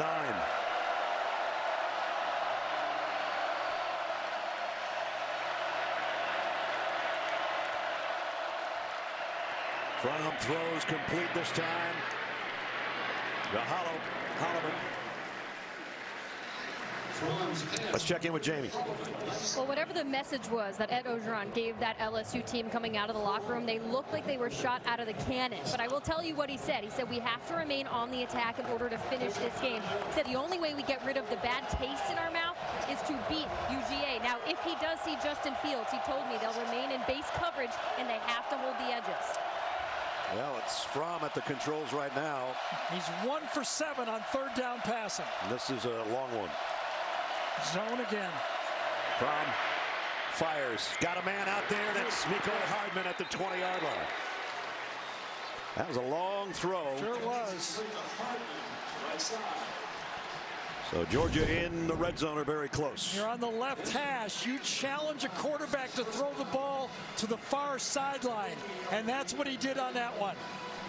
Actually, that time, Dave Aranda dialed a zone blitz. So when you did not get to the quarterback, he was susceptible to a pass. You only had 5 guys defending. Good looking opening drive right now for Georgia. They spot it at the 21-yard line. 1st and 10. From play fake to the end zone, too high, and tipped away by Greedy Williams. That's the confidence of a guy that knows he has that extra step anytime he wants it. He doesn't interfere. Coming right across from the right side of your screen. Watch him cut under the throw and make the play. Beautiful defense. Talked to Greedy yesterday. He's got those long arms, and he used them effectively right there.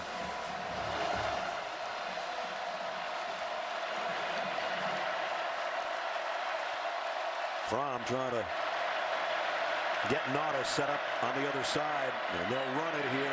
Swift, a yard, and that's it.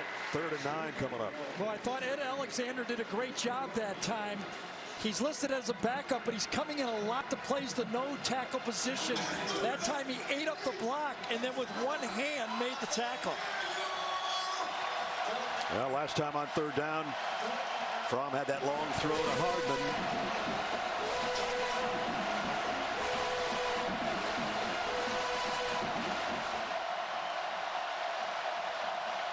Let's see what he comes up with on this 3rd down. He's in trouble. Down he goes. Michael Divinity with a sack. Wow, what a spin move. He was matched up against Andrew Thomas, the left tackle. Watch him spin his way into the backfield and make the play. Beautiful play on the left side over here. He spins inside, throws Thomas away. That's throwing a guy over 320 pounds away from you and makes the play. I was going to ask you, had they gained any yardage? Was it 2-down territory? That took all of that away. And now Blankenship will try a 40-yard field goal to finally get Georgia on the board. And the kick is good. So it took Georgia into the 3rd quarter, 6 minutes into the 3rd quarter, to finally get on the scoreboard. Fromm leads the drive that stalls, but they do get 3.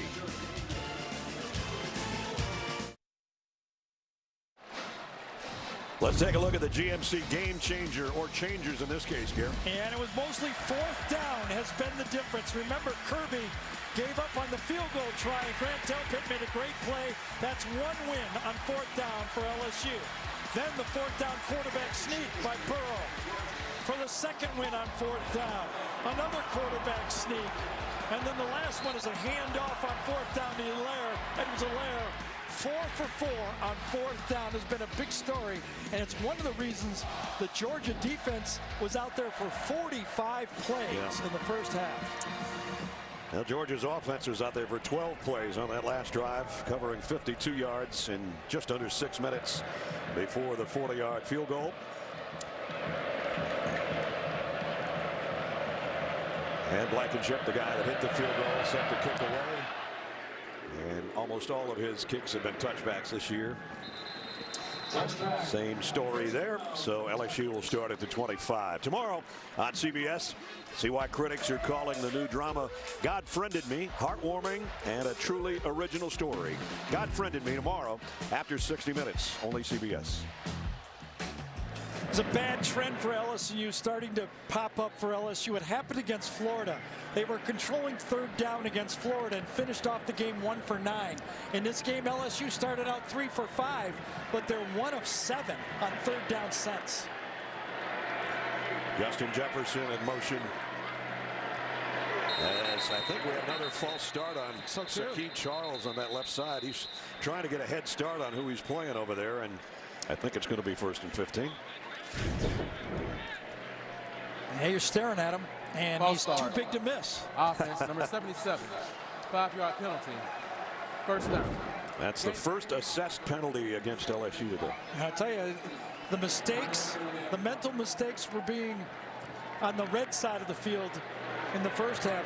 LSU cannot let Georgia get back in this game by doing mistakes on their side of the field. That was the little things that got him in Florida last week. Absolutely. A bunch of little things. 1st and 15. And a little problem in the backfield there. I'm not sure whose it was, but Burrow swallowed up at the line of scrimmage. Here's another little thing. Joe Burrow wanted to throw the ball out on a quick screen, an RPO. Watch the receivers. They don't even look. Joe wants to throw the ball out there. There's nothing there. So he says, well, I got to keep it. And there was nothing there. Had to keep it and eat it, and it's 2nd and 15. Back-to-back miscues. Burrow looks deep, now comes back shorter across the middle, complete to Jefferson. Trying to stretch it out to get whatever he can around that 30-yard line. And it'll bring up 3rd down and about 5. So here we go.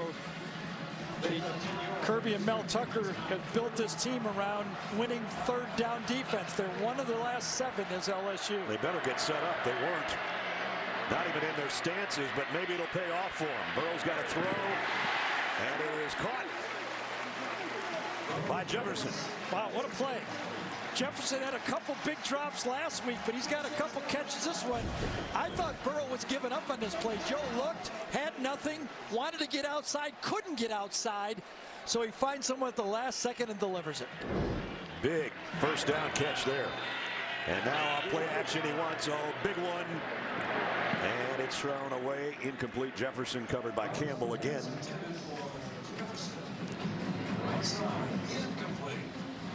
Well, LSU's not taking their foot off the pedal, that's for sure. That's exactly what Coach O told Jamie. We have to keep attacking, and they are.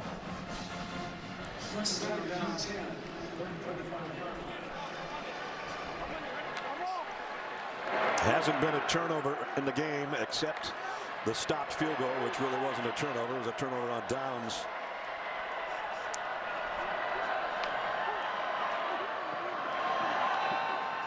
This is Brissett.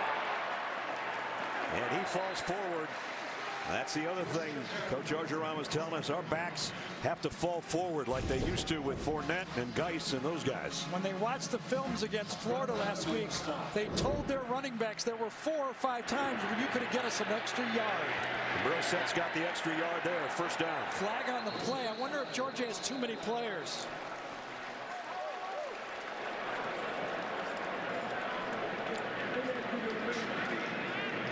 I don't think Barnett got off the field. LSU went hurry up, and I think they had 12. There you go. There he is. He's running off, and it takes him a while. You're right, Gary. The hurry up has really bothered Georgia. They weren't in their stance earlier. 5-yard penalty results in a 1st down.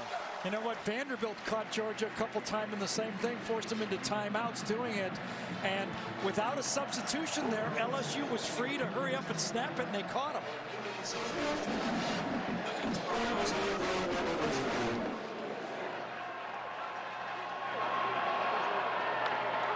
First down at the 48.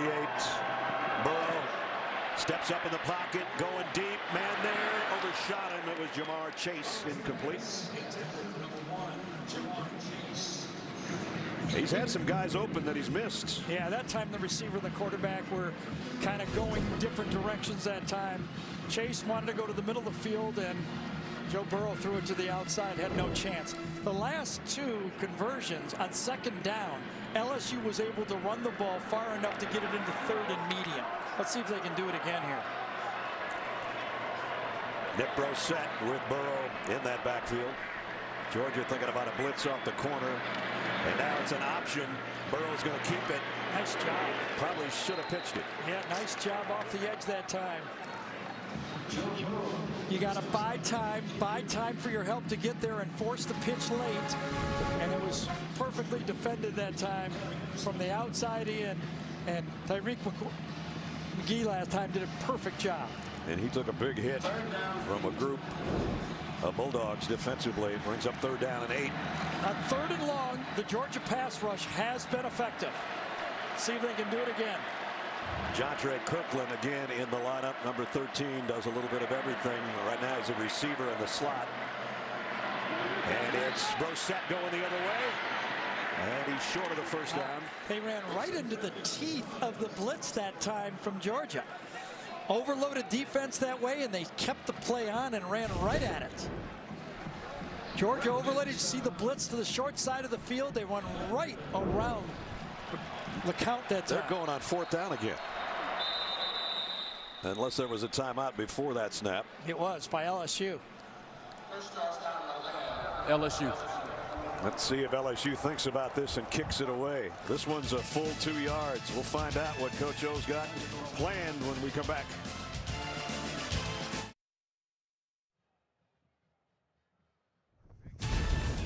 The Home Depot SEC on CBS is sponsored by Smile Direct Club, Pizza Hut, GMC, and by Wheels Up. That was the elite United States Special Operations Command Para Commandos. They jump-started more than 2 miles above Tiger Stadium. You talk about Wheels Up. Right. And they got up to like 120 miles an hour on the way down. And after the timeout, LSU thought better of going on 4th and 2. Well, and some people might say, why burn a timeout if you're going to punt? But they had to do it because Burrow was going to go for it. I thought so, yeah. The only way to turn him off was to turn the clock off. Josh Grodin now to punt this time. He's there inside the 20 specialist, if you will. End over end kick. And it drops at the 5, and it's down at the 4. Can't do it any better than that. So Georgia's got the ball back. That's the good news for them. The bad news is they've got it at the 4-yard line, and they need some magic out of number 11. They're down 13.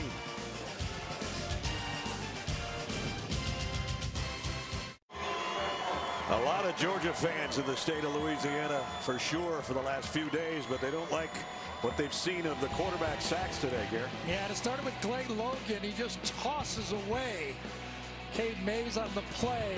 And then Jamie always asks me, what are you looking for when you're at practice? Jamie, what did we watch at practice? We watched this move you're about to see from Michael Divinity coming off the line through. Yeah, that was a practice dummy to him because they did the exact thing at practice on Thursday. Coach O was the one running that drill because, as you say, 30, 40 years in coaching on the defensive line, he knows what they need to do. Man, if there wasn't a case for practice makes perfect, I don't know what does. See, keep showing up. We'll teach you something every week. Exactly. I like learning from you. Georgia's tailback is in the end zone, DeAndre Swift. Fromm fakes it to him, loads and throws, and almost intercepted by Delpit.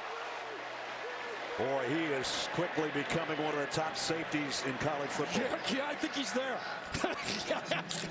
He made the great play on 4th down on, and this one he reads it again very quickly and just retreats and one-handed makes the stop. Trust me, this one would have been completed if the guy doesn't have a 36-inch vertical and get his hand on it. He leads the team in sacks and interceptions. That's a rare combination.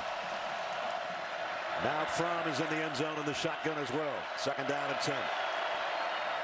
Jake throws near sideline. It should have been caught by Hartman, and he dropped it. Can't throw it any better than that. And Miko knows it. There's some great safeties in the Southeastern Conference over the last 12 years. These are the 12 years I did and covered all of these players, and I'm telling you, this guy can line up with any of them, and all of those guys played in the NFL. Some still are. Yes, they are, including the oldest one, Reggie. Father Time Nelson. Not a good spot for Jake Fromm. 3rd down and 10.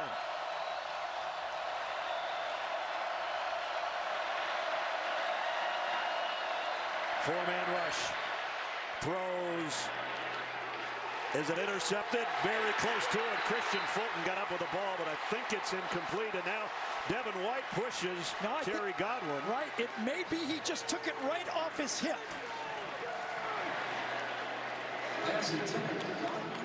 He says he has it. Yes. Freshman Christian Fulton, former 5-star player. He's the freshman. Let's see if it hit the ground or not.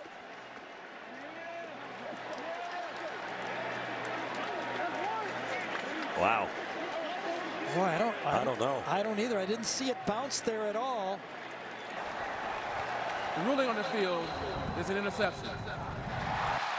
Well, if they ruled it an interception, it's not going to change, I don't think. Not yet. I got to see one more time if the ball, does the ball hit the ground right? Ooh. I don't see it hitting the ground, do you? The ruling on the field is an interception. The previous play is under review. Does the nose of the ball hit the ground and force it back into the stomach? I think it might have hopped right there. If it did, that's where it happened. Boy, these are too close. I'm usually like 100% sure on these, and often 100% wrong. I was going to say, you're 100% one way or the other.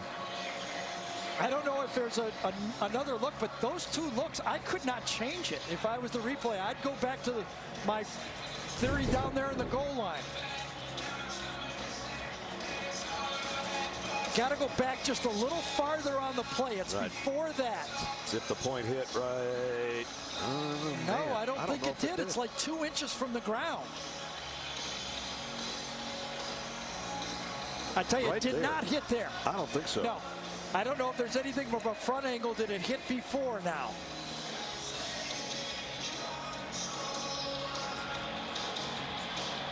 I'm going to say no. I'm going to say no. That's an interception.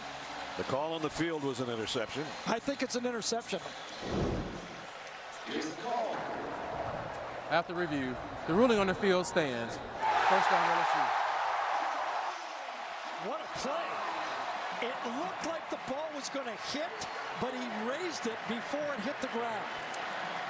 So we had talked about no turnovers. Now we have one. Only the 3rd interception thrown by Jake Fromm this year, and it gives LSU a golden opportunity here at the Georgia 23. And remember that 2nd down play when Hardman had the ball, 50-50 ball, and dropped it.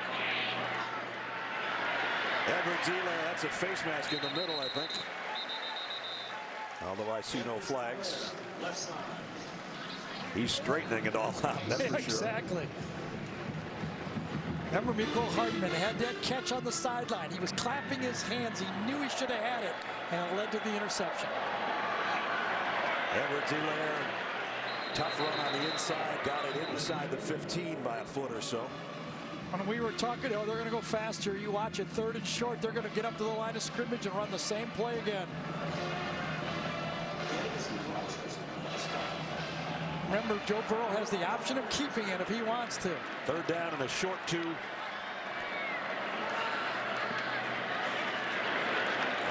I don't think he got it. No, I don't either. Jordan Davis, one of the first guys there from the defensive line. Yeah, one of those true freshmen that was down on the scout team early in the year and has now come out big tonnage in the middle. I don't think it matters if it's 4th down or not. Burrow's up to the line going, I got this. And they're 4 for 4. 5 for 5.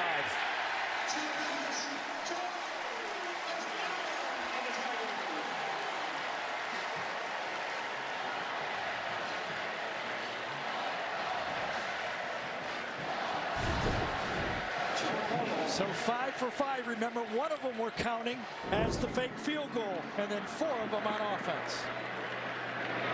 Burrow to the corner of the end zone. Jump ball incomplete, intended for Stephon Sullivan. DeAndre Baker was covering. Yeah, and I like a good no call this time too. These two guys are fighting for the ball. 2 big, tall, tough guys, and let them fight. You mentioned earlier Sullivan's listed at 6'7", and Baker had to go up as high as he could to stay with him. 2nd and 10. Edwards-Helaire pounds it down to the 6. Well, you know, we've talked about the Georgia offensive line being able to get their hat on Devin White.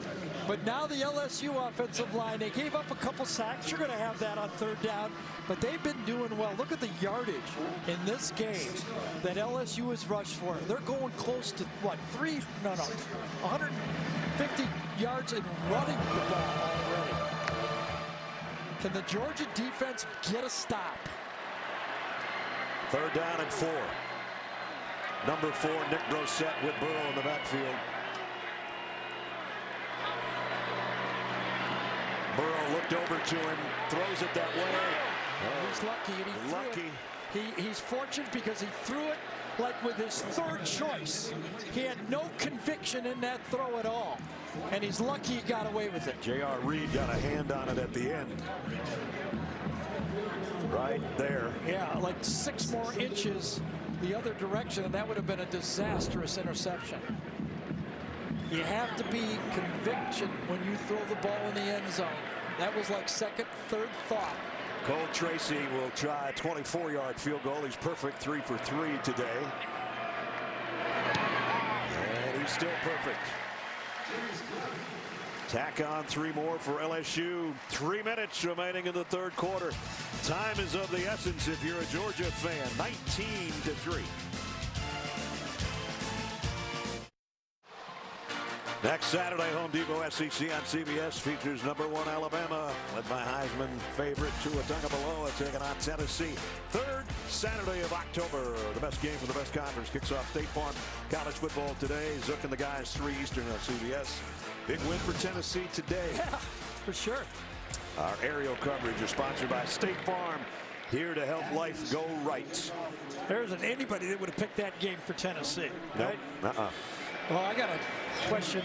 Which quarterback do you pick now if you're Kirby Smart? Do you go to Justin Fields or do you stay with Jake Fromm, who struggled today? I would mix it up. I think I'd want to give this LSU defense a different look. Trouble is, if it works, you really got a problem. Then you got an issue, don't you? You got an issue. Let's see who comes out to the 25 with the rest of the group. I think it's going to be Justin Fields. Just got a gut feeling it's going to be. It does look like it, yes. You're right. Just for a spark, just to give this LSU defense a different look.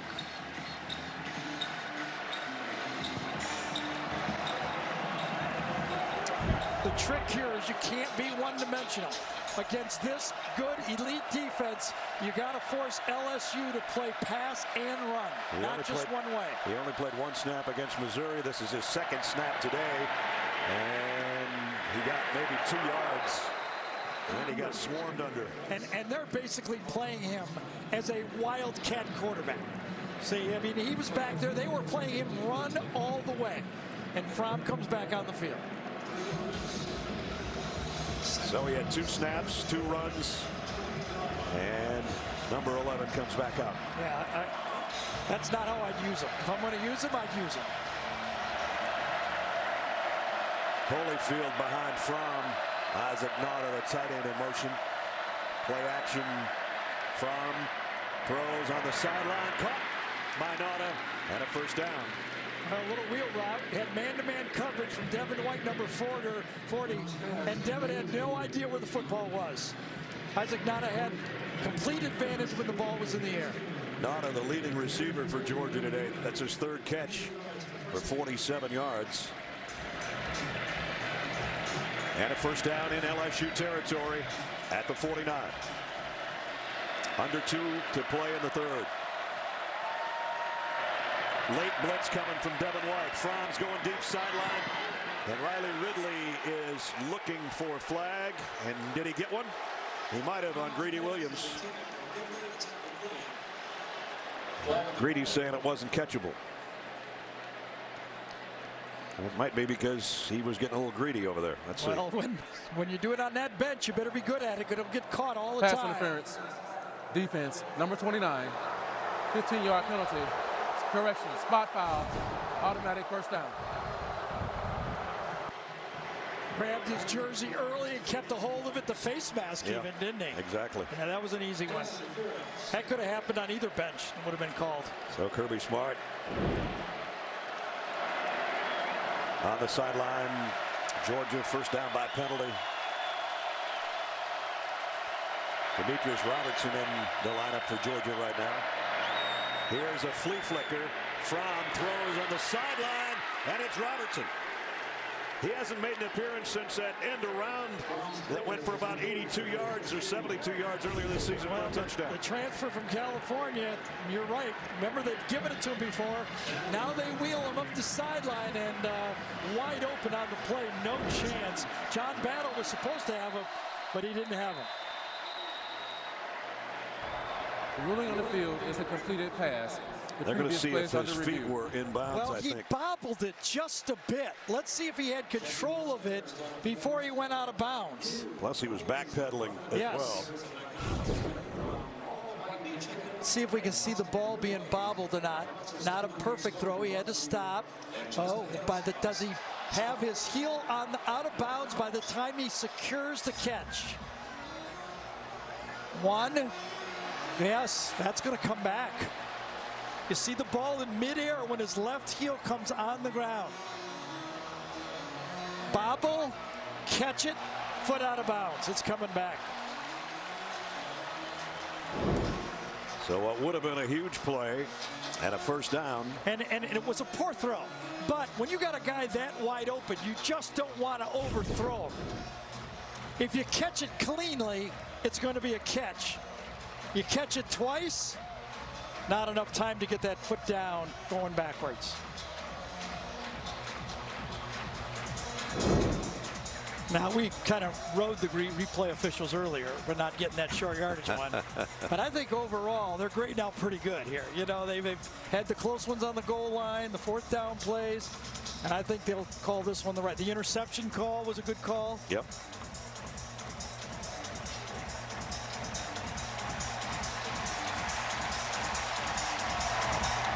Georgia's backing up. There's 100,000 here. There's roughly 15 to 20,000 Georgia fans, so that means 80 to 85,000 people thinks it's no catch. Officially 102,321 here with us today, which is another sellout, and always is. Well, that's one. If you're Jim Chaney, the offensive coordinator, you're hitting yourself in the head. You bring them in, you scheme it perfect, you get the matchup, you get a touchdown play. After review, nothing. The receiver bobbled the ball prior to possessing it inbound. Therefore, it'll be second down. The ball will be spotted on hash 5. Game clock operator, please reset the game clock to 1:43. 1:43 on the game clock. So the ball comes back to the 35, or it's second down and 10.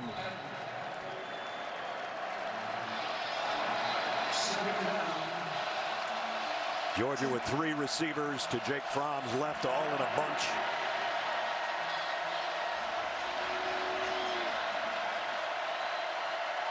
With Hardman, Ridley, and Holloman all there.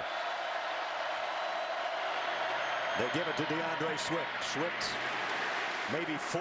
Grant Delpit, again, the safety on the stop. Right, and he's in this box, in this situation, because of the 3 wide receivers. Instead of having it 7 or 8 men in the box, it's 6 or 7. So he was really the 6.5 player in the box making the play. Running out of time in the third quarter here. Third down and 6. At the 31 of the Tigers. Georgia in desperate need of a third down conversion. Zone again. Fromm looks back to his left, throws short across the middle to Swift. Swift, first down. Nice job by DeAndre Swift that time. Get in front of the quarterback so he can see you. When he rolls out to his right, your job is to get in front of him. The only way you can see him is you work hard to get in front of him, and Swift did just that. Almost had a face mask at the end of that play. 45 seconds left in the quarter. First down for Georgia at the 23-yard line. Justin Fields back in the game. Along with Holyfield in the backfield. And it's Elijah Holyfield. And again, a power run. Yes. And he's still going. And this is the reason I thought they would use Justin Fields this season. Because with him in the game, the running game works better for everybody else. You got to protect the Wildcat quarterback running the ball. So what happens when you give it? You have one less man to stop the run. Got an LSU player down under that pile. And you can see the offensive line fired up. There's actually two players down right now, Ed Alexander and John Battle. Both were battling to get Elijah Holyfield on the turf where it's 1st and goal when we come back. Second time today, big Ed Alexander, all 330 pounds of him, has had to take a little time to get off the field. Meanwhile, that run by Elijah Holyfield, number 13, was good for 13. And the ball is right at the 10-yard line, so it's 1st and goal. Now you wonder if you stick with Fields, because is he more dangerous inside the 10-yard line with the running quarterback in the game? He stays in. And he stays in with Elijah Holyfield. Same set. And remember, LSU's playing him as a tailback.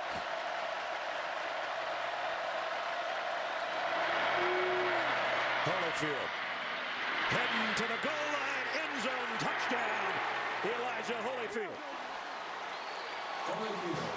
And I think they got to go for 2 here to make it an 8-point game.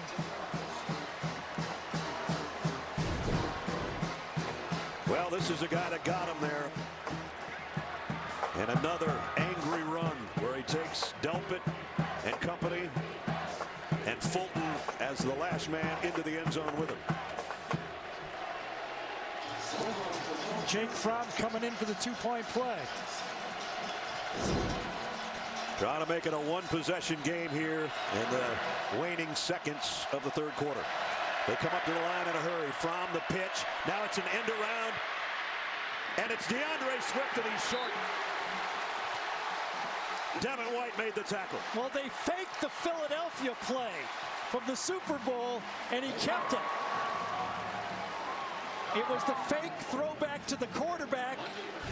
Give it a little work, and LSU says, no way, we're not falling for it. You could see anything at 2-point play, and LSU defended it. Adam Zucker in New York with this Zaxby's update. South Carolina trailed A&M 16-0. Got half of it back. Then they go to the flea flicker. Jake Bentley up for grabs to Chavis Dawkins. He gets it. He gets the touchdown. They're 2 for 2 on 2-point conversions. A&M ball early 4th. Ness, Gary? Well, Zook, we had a Jake with a flea flicker a few minutes ago here that didn't work out so well, but it did end up with an Elijah Holyfield 10-yard touchdown, his 4th on the ground this year. And it's a 10-point game. Devin White stopped the 2-point conversion for LSU. And this kickoff's returnable if he chooses to, but he doesn't. Edwards-Helaire will take a knee. And our Chick-fil-A pylon cam is going to show you the end of that 2-point attempt by number 7, DeAndre Swift, coming right at you. And Fulton and Devin White are there to take him out of bounds. Wow. That's pretty cool. That's how it looks up close, just like that. Big men hitting big and fast men. LSU needs to do better on 1st down. The second half, they've had 5 plays in the 3rd quarter. They've got 5 total yards.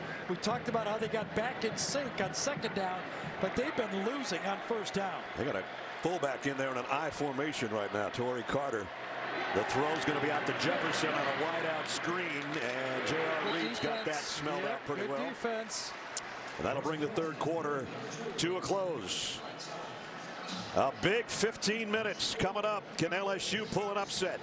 19-9. We'll return to Baton Rouge right after this message and a word from your local station.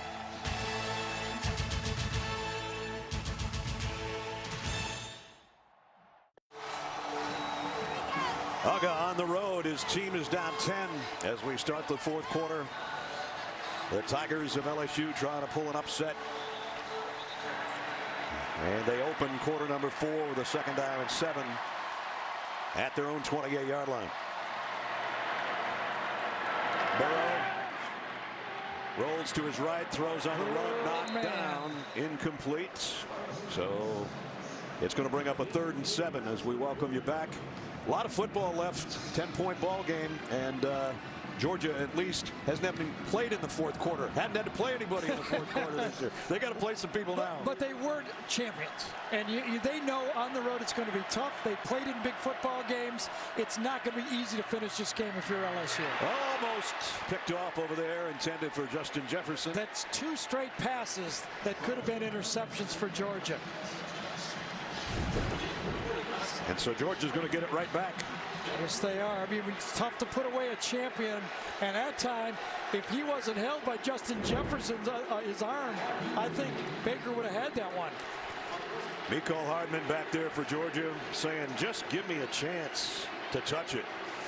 Well, I think he's going to get one here, don't you? Unless Zach Von Rosenberg hits it a mile in the air, he might have a shot. And it is on the fly for Hardman. Trying to get to the edge, 45 midfield, into LSU territory, inside the 40. Just what the Georgia team needed. And Jeremiah Holloman did a great job of not clipping the defender on that play, getting in front of it, and making the clean block to get Holloman on his way. Georgia's defense got the stop. Their punt returner got him a big play. They still trail by 10.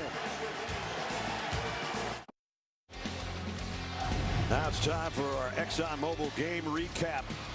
Matchup of number 2 and number 13 in the country here in Baton Rouge.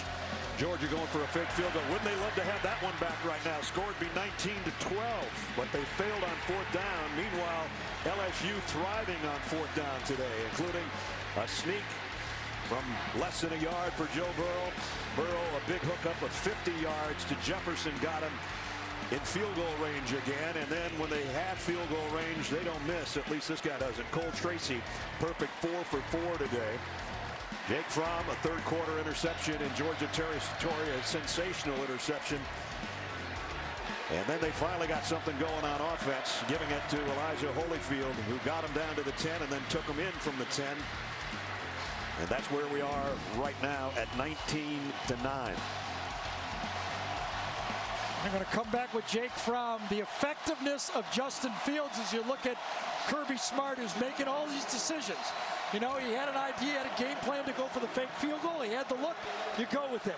He's used both quarterbacks. He's making all the decisions here to get his team into this football game, back into this football game. Most points Georgia's been down in 12 years in this quarter in this situation. But they've got their best starting field position as well at the 38-yard line. Brian Harrion behind Jake Fromm. They're going to give it to Mecole Hardman trying to sweep.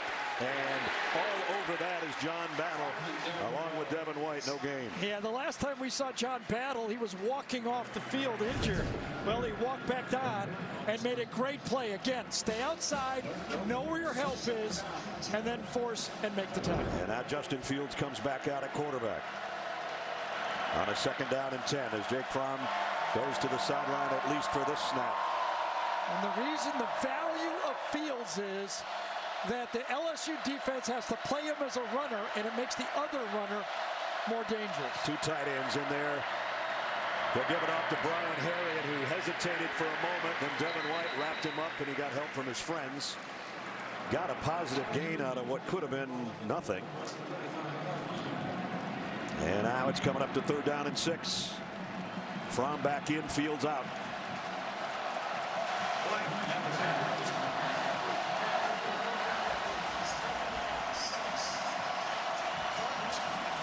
At the 34-yard line.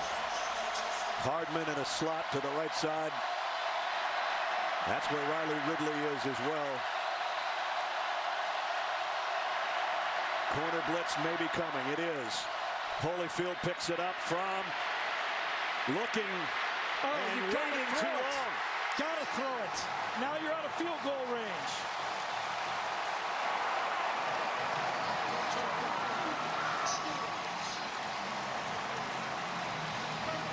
A loss of 9. That's what I say. You see Kirby right there. I gave you the ball. We were in field goal range. I can't have you take me out of field goal range.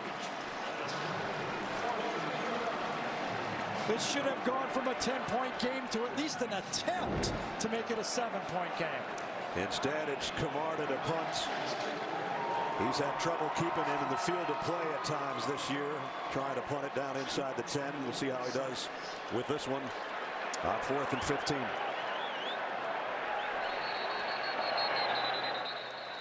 And whistles blow this one dead. Yeah, not a big deal. Probably delay a game.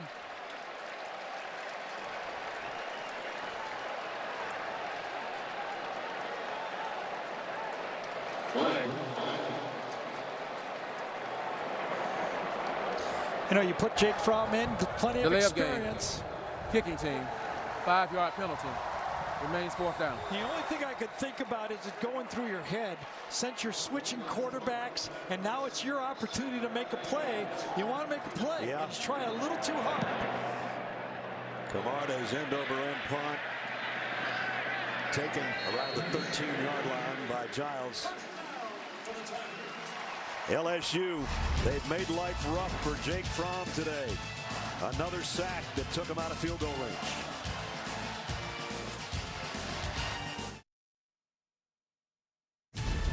The Home Depot SEC on CBS is sponsored by Walt Disney World Resort, Kia Forte, Verizon, and by Chick-fil-A. Some aerial shots of Baton Rouge and Tiger Stadium. Don't forget, later in the game, play of the game presented by Napa Auto Parts. Well, if I'm LSU, I'm challenging my offense. Can you run the ball? They ran for 110 in the first half, only 33 yards in the second half. And remember, the last 2 passes Joe Burrow threw were nearly intercepted. Georgia has shut down LSU's running attack in the second half. Edwards-Helaire is the guy in the backfield right now from the 14. As Burrow will give it off to him, and this is a good run, and Edwards-Helaire into the secondary. LeCount's got to bring him down, but it's a big gainer. You can almost feel it. They know if you're LSU, I'm in that huddle if I'm Joe Burrow, and I'm saying if we put a touchdown on the board, this is our game. It makes it a 17-point game. One drive, and we're going to win this baby. Now, it doesn't mean Georgia's going to think that way, but if I'm LSU, that's what I'm selling if I'm Joe Burrow. Edwards-Helaire, who's always kind of been in the shadow of Darius Geis since middle school because they went to the same middle school and Catholic High here in Baton Rouge. Today he's coming out of that shadow. Here's a throw out to the fullback Carter. Doing a little bit of everything right now. We used to call this play 626 fullback flat. We had it in my first year of NFL football, and everybody's got it. You fake to the tailback, and you slip the fullback out into the flat, and Kevin Mack catches the ball and goes for 10 yards. I mean, Tony Carter, I'm sorry. Tony Carter in that case. I was thinking Cleveland Browns. You're having a flashback. So now they can utilize some clock by huddling a little bit here with 11:20 to go. And another first down for the Tigers at their own 43. Edwards-Helaire again covering that ball up with both hands. Georgia tracks him down from behind, but he got about 3. So they go back to the ground game like Gary said they would or should, or to see if they could. And right now they are. Anytime you get a would, should, could on one play, you know you got the right direction going there. 164 on the ground, and Georgia came in third in the SEC, getting up only 113. Now you also think clock. You're in no hurry here if you're LSU. Jefferson in motion. Play fake, Burrow loads it, going deep middle, got a man. Jefferson on the catch. In between 2 defenders. Well, I think Richard LeCount, number 2, the safety, thought he had it. I thought he thought that he had an interception on the play. Tyson Campbell was beat, but the free safety was standing right there. I thought when Joe Burrow threw it, he was crazy, but he got away with it. Got it to the 18-yard line. Now the toss sweep. Edwards-Helaire heading toward the goal line. Did he get in? Not quite, but he's close. And you know, Tony Carter caught a play, pass play, and this time he leads the toss sweep, and the hurry up has given Georgia problems. Does he get in? Pylon Cam as he does the splits. Yeah, his right knee was down. I think it's short. Right knee down right there, ball short of the line, and then he spins in.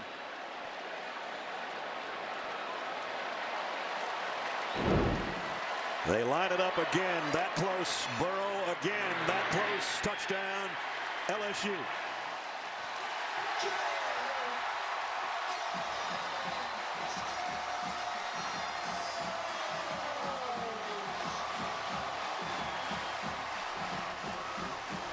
And Georgia's dream of staying unbeaten and number 2 in the country is fading quickly in Baton Rouge.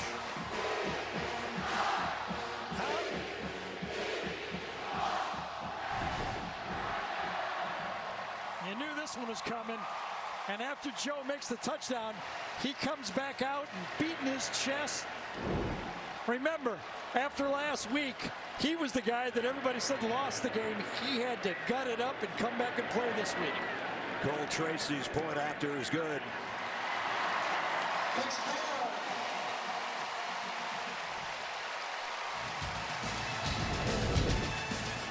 When you're leader of the team, you show him you lead the team. And he did it.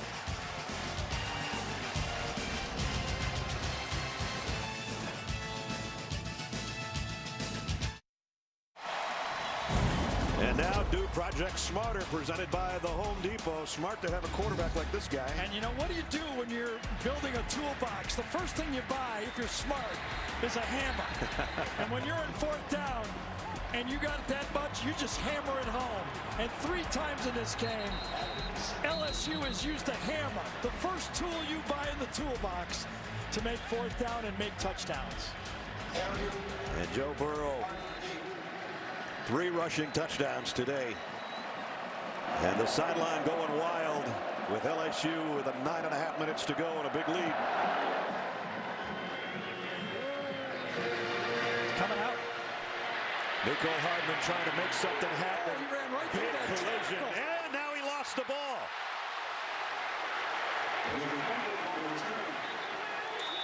LSU, I think's got it. Might have been the kicker, Atkins. They got the ball, LSU does. Holy cow.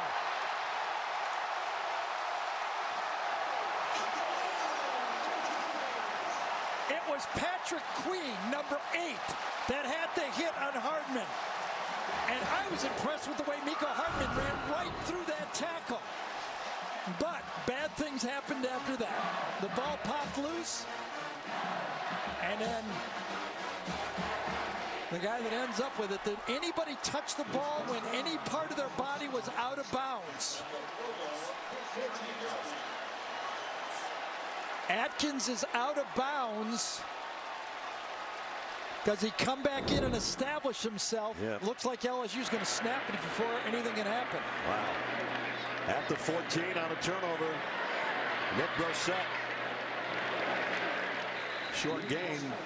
So you stand around all game waiting for a kickoff return, and you finally get one. It's the wrong way for Georgia. And then your kicker recovers it. Yes. A stunned Georgia sideline right now with 9 minutes to go. This will shake up the SEC in a big way. I still think both teams will control their own destiny the rest of the way.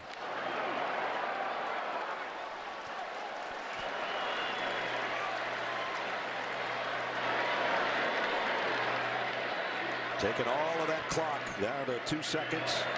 And Brossette hit immediately by Natrez Patrick. Might have gotten a yard out of it. And it's 3rd down. Nico Hardman on the sideline.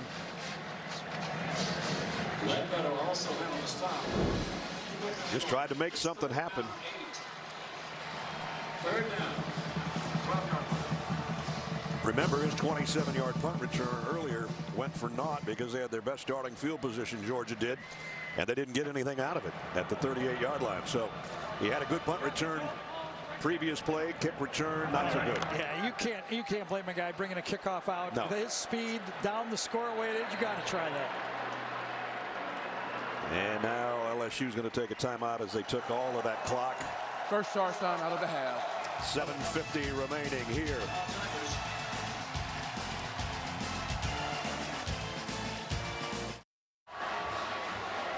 Quarterback Joe Burrow leading the charge for LSU today from the state of Ohio. Big Cleveland Browns fan. He kind of likes the way the guy for the Browns plays. Yeah, I asked him, you kind of got that personality like Baker Mayfield, and the Georgia fans know what trouble he gave them in that game in the semifinal and his antics and his leadership. But Joe was also a team on the Ohio State team when Baker planted that flag at Columbus, and he said, I hated him then, but now that he's with the Browns, I kind of love the guy. He has that personality, that leadership personality of I want it all on me, and Joe Burrow has brought it to this team today. Has he ever? 3rd down and 8 right here at the 12-yard line. Moore, the tight end, in motion. They just keep it on the ground. Brissett, the safe plays, wrapped up by Jordan Davis. And so the guy that is perfect on the day probably coming out for another field goal attempt. There's a flag down, though. Illegal formation against the offense. More than 4 players in the backfield. That penalty is declined. 4th down. So the guy that's been Mr. Automatic so far for the most part, Cole Tracy, comes out. He already won the Fred Mitchell Award for the best non-FBS kicker when he was kicking at Assumption College, where he hit 68 field goals. And now he says he wouldn't mind being the Groza Award winner. Nobody's ever been able to do that because he transferred here. And right now he's on a pretty good roll. I got a feeling that'll be an Aflac question in a few years. Yeah. Don't you think, if he does both? Chris Carney, my buddy, who put that Fred Mitchell Award together, gave me that nugget last night. And he's still perfect. 5 for 5. Well, it's obviously going to take 3 touchdowns. That's a whole lot to ask with 7 minutes and 20 seconds remaining. After that Mecole Hardman fumble on a kickoff return for Georgia, LSU didn't have to go very far. 4 plays, 2 yards, used 2 minutes, though, and they got another field goal to tack 3 more on. Yeah, they were not going to give up those 3 points. They wanted to make it a 3-touchdown lead. Hardman will just let this one sail into the end zone. That'll be interesting to see who comes out to play quarterback for Georgia. It's going to be Jake Fromm. Because now they know they have to pass. It's not that Justin Fields can't pass, but they haven't let him today. I actually was thinking the opposite. I was thinking they might let Justin Fields go in there and just try to scramble and run and throw around and see if he could get some experience throwing the ball, because if they're going to come back and win the championship, I think they're going to have Fields be more of a weapon than just run the ball when he comes in.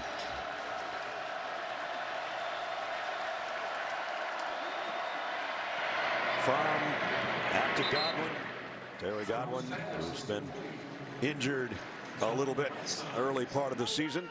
Let's get an update on New York. Here's Zuck. All right, Ness, you know, A&M looking to be a factor in that SEC West race. They're now up 10 at South Carolina. Travion Williams capping an 11-play, 78-yard drive, 26-16 Aggies on the road, under 2 minutes to go. There's a change in attitude in that program, too, huh? Yes, there is.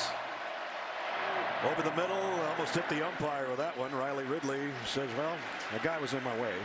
Incomplete. Well, the umpire does exactly what he's supposed to do. Once the ball snaps, he moves towards the line of scrimmage. And right in the way of the throw. That's what I was getting at. Yep.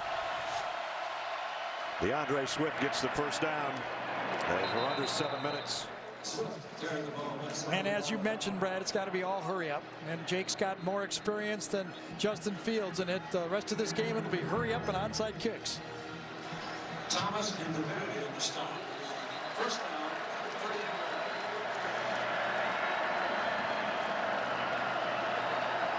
Officials were stopping play. They hadn't gotten the chains moved on the far side. They still don't have him set, but Fromm's going to throw on the sideline anyway. Complete to Riley Ridley. Trying to get a little work done to get it down to the 25. Well, Riley Ridley has been looking over the bench for some throws for about 2.5 quarters. And this time he's matched up against the All-American Greedy Williams, but it's a perfect throw from Jake Fromm, the back shoulder throw that he's so good at. They finally got the chain set again. Georgia's trying to go hurry up, and I think they need a younger chain gang. They're having a hard time getting down the field. At the 27. From to the end zone, touchdown, Riley Ridley. And there's the first score they needed. Boy, he looked like his brother that time. He faked the corner route. He got on the safety and burned him badly to the middle. Watch him come into the safety, run on battle, fake the out, and just run right across his face. We've seen Kelvin run that one exactly like that. Georgia utilized their time very well there. Only took them 1:20 to get it in the end zone. Blankenship for the point after. 29-16. Blankenship's kick is good. As Georgia goes 75 yards. So now it'll be another decision by Kirby Smart. Does he go onside kick now or kick it deep?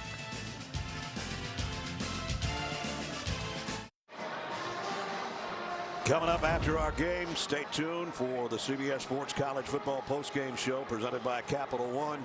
Adam, Rick, and BJ will have all the highlight scores for you. A look back at this one that is not over yet, but has only 6 minutes remaining. Yeah, I think they're going to kick it deep. Still 6 minutes to go.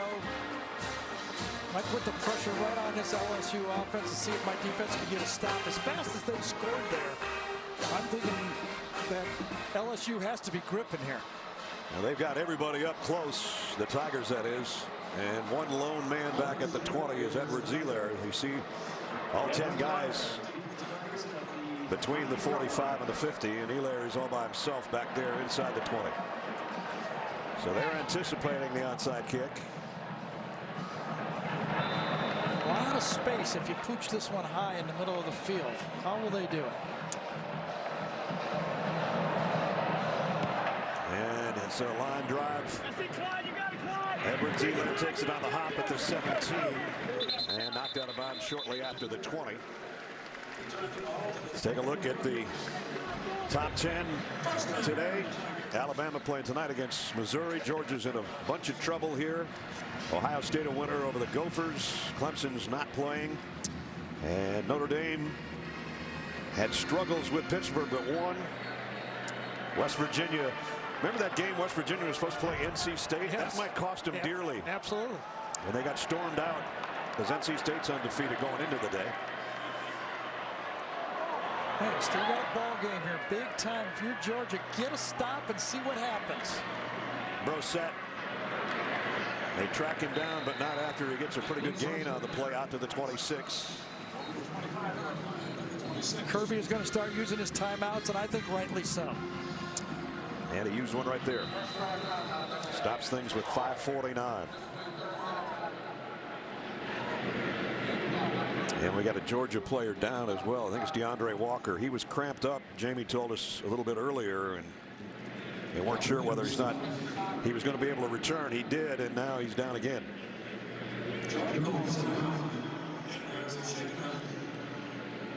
Kirby Smart, 27-7 in his third year. And a lot of people had hopes that they could run the table all the way into the SEC championship game and defend their SEC title. And they may have to run the table now to get to that point if they don't win this game. And right now they're not in good shape.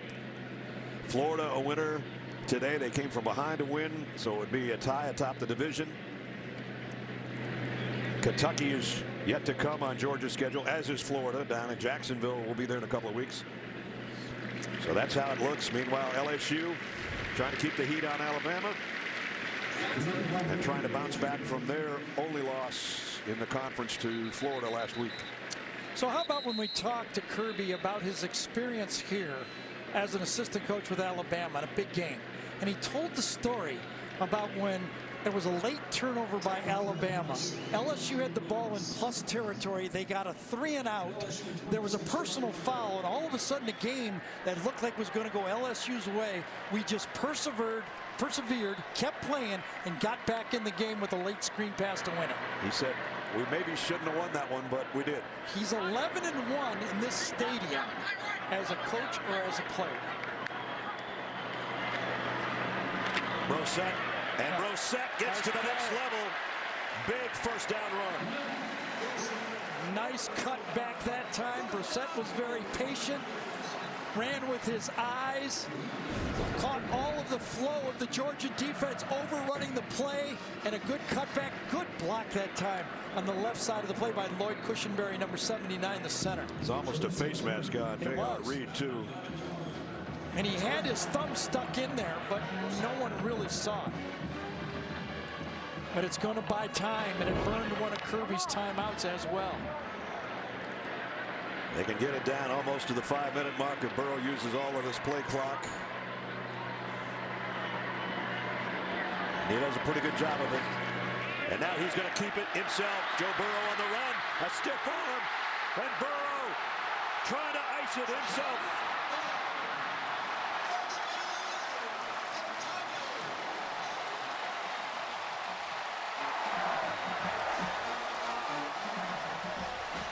I tell you, when we met with him, you could tell he had those competitive instincts. When you walk away and you compete at Ohio State for a job and you lose and you say, you know where I'm going to go? I'm going to go to LSU. I know I got to play Alabama. I know I got to play Georgia. I want the challenge. He's taken it, and he has come through for this team. What a day for Joe Burrow.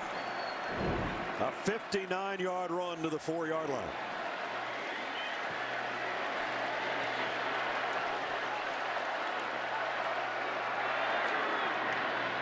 And it's Brissett. He's going to walk in the corner. Touchdown LSU.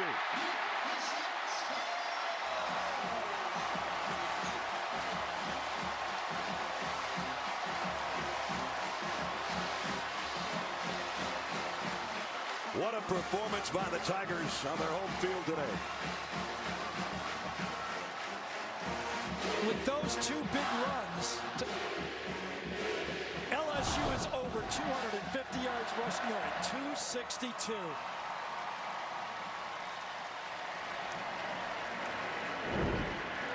Extra point up and good. And the Tigers of LSU taking command of this game. And Joe Burrow, their leader, did a lot of it. 59 yards to the 4, and number 4 took it in for the touchdown. LSU by 20 with 4:14 remaining. We saw them win big on the road earlier this year against Auburn.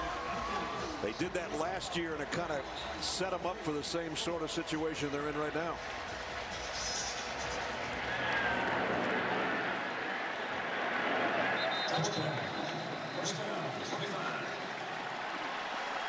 You know, I was thinking of the Auburn team of last season. Remember when they lost that game here against LSU? Everybody said, oh, they're out of it, they're out of it. But they knew they had Georgia and Alabama coming. We did those two games, those two late wins. They would, if they would have won the SEC championship, would have been in the playoffs. Well, that's what LSU has now. They blow that game to Florida, and everybody says, oh, they're out of it. But they have the opportunity to play the number 2 and the number 1 team at home, and they've got Alabama coming here to play in this place. The way they're playing today, they can give anybody a game. Absolutely. Mississippi State comes next week, and then Alabama. Remember, LSU already in the first month of the season beat 2 then top 10 teams. Now they're taking down number 2. So you look at their strength of schedule and who they've beaten, and you know, there's not many people that have done what they've done. And it was a close, obviously, really close game against Auburn to win there. But any win on the road in the SEC is a big win. Here's Elijah Holyfield out of the backfield, and Delpit puts him down. It does make the East race wide open. I mean, as you look at LSU's schedule, we talked about Mississippi State and then the traditional bye before Alabama. And then they still got A&M on the road at the end, but yeah, you worry about that later, right? Yeah, you worry about that in a month or so. Exactly. But boy, is the East wide open now, huh? Jake Fromm throwing deep. That's going to be intercepted. There was 2 guys there. Greedy Williams wanted it, and John Battle took it away from him. Yeah. I think Greedy Williams was just cruising under the ball, and it bounced off of him, and Battle gets it. Second interception of the year for Battle. Christian Fulton had one earlier today. Greedy Williams, who also has 2 interceptions on the season for LSU. Top of the screen. He's not going to bite for anything short. He shows bump and run, but he's retreating all the way, playing the deep ball. And Battle took it right away from him. So speaking of the East with Georgia, I mean, that's the story here too. Remember, this is a team number 2 in the country. They don't come home again to play in Athens till November 10th against Auburn. So they're going to have an off week, and then they get Florida in Jacksonville, and then at Kentucky, both Florida and Kentucky with 1 loss. Edwards-Helaire roughed out of bounds at around the 16-yard line. Ed Orgeron has never lost back-to-back games. After losing a game, he's come back and been perfect. And this is going to be the 21st straight October win for LSU here at Tiger Stadium. And I most admire about what Ed has done here at this program at LSU is he's really got this team playing for the name in front of the jersey. I mean, you see it in his interviews. He always go Tigers at the end of it. He says it better than I do, but he go Tigers at the end of it. And he has really sold these guys on how important it is to play for your teammates, the school, and this state.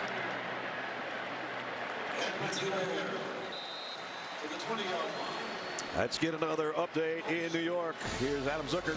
All right, Ness, number 10 UCF at risk with that 18-game winning streak, but they're up 1 after trailing by 16. Memphis ball, time running out. Brady White to Tony Pollard. No timeouts left. He's brought down in bounds. Time runs out. UCF's won 19 in a row. A&M also a winner by 3 at SC. See you on the postgame show. We'll see in 2 minutes, 20 seconds. I got a question for the guys on the postgame show. How many in a row does UCF have to win before the committees take them serious? Well, they're in the top 10 now, so I know, but if they keep winning, come on, they're going to be in the 20s. Edwards-Helaire holding on to that ball with both hands. Do want to talk about Georgia. I still think they control their own destiny. Come on, let's think about this. If they win out, win the East, okay? Doesn't matter where anybody's ranked, just win the rest of your games. And if you beat an undefeated Alabama team, the SEC champion is going to be in with 1 loss. It's right in front of you. There's what's left of their schedule. 3 ranked teams, then UMass in their annual battle, in-state rival Georgia Tech. Down to 1:30. This might be the end of the 2 teams from the SEC in the playoffs, though. A lot of stuff will have to happen for 2 teams to get in now. Notre Dame kept their hopes alive today by coming from behind. Coming up tonight on CBS with NCIS, followed by Magnum PI, and then a new edition of 48 Hours tonight, only CBS. Thinking about Ed Orgeron, the story he told yesterday. He and his wife Kelly were going home the other day.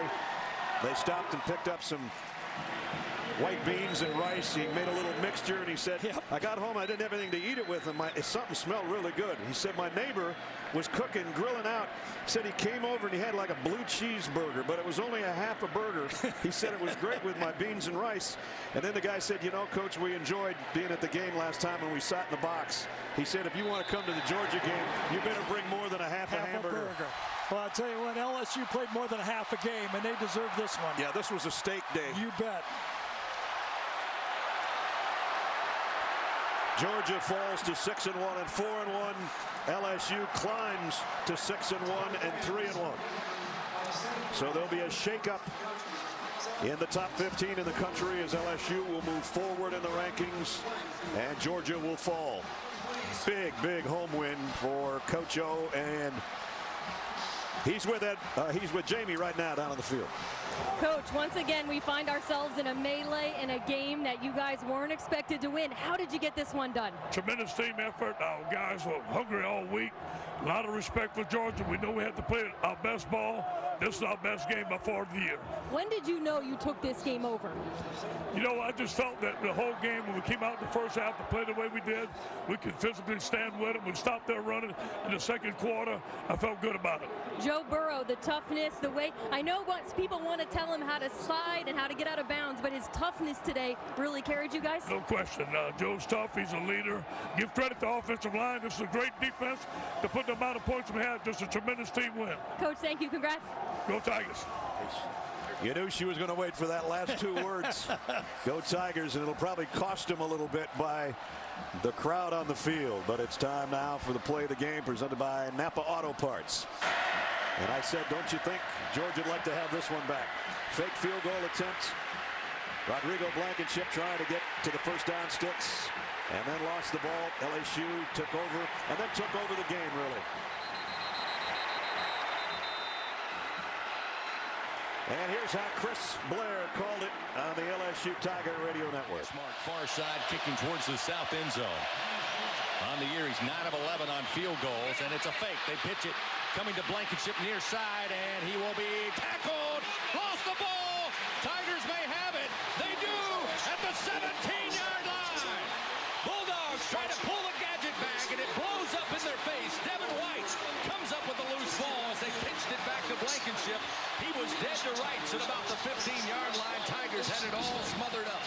And that's the scene at Tiger Stadium as they rush the field after picking off the number 2 team in the country by 20, 36-16 the final score.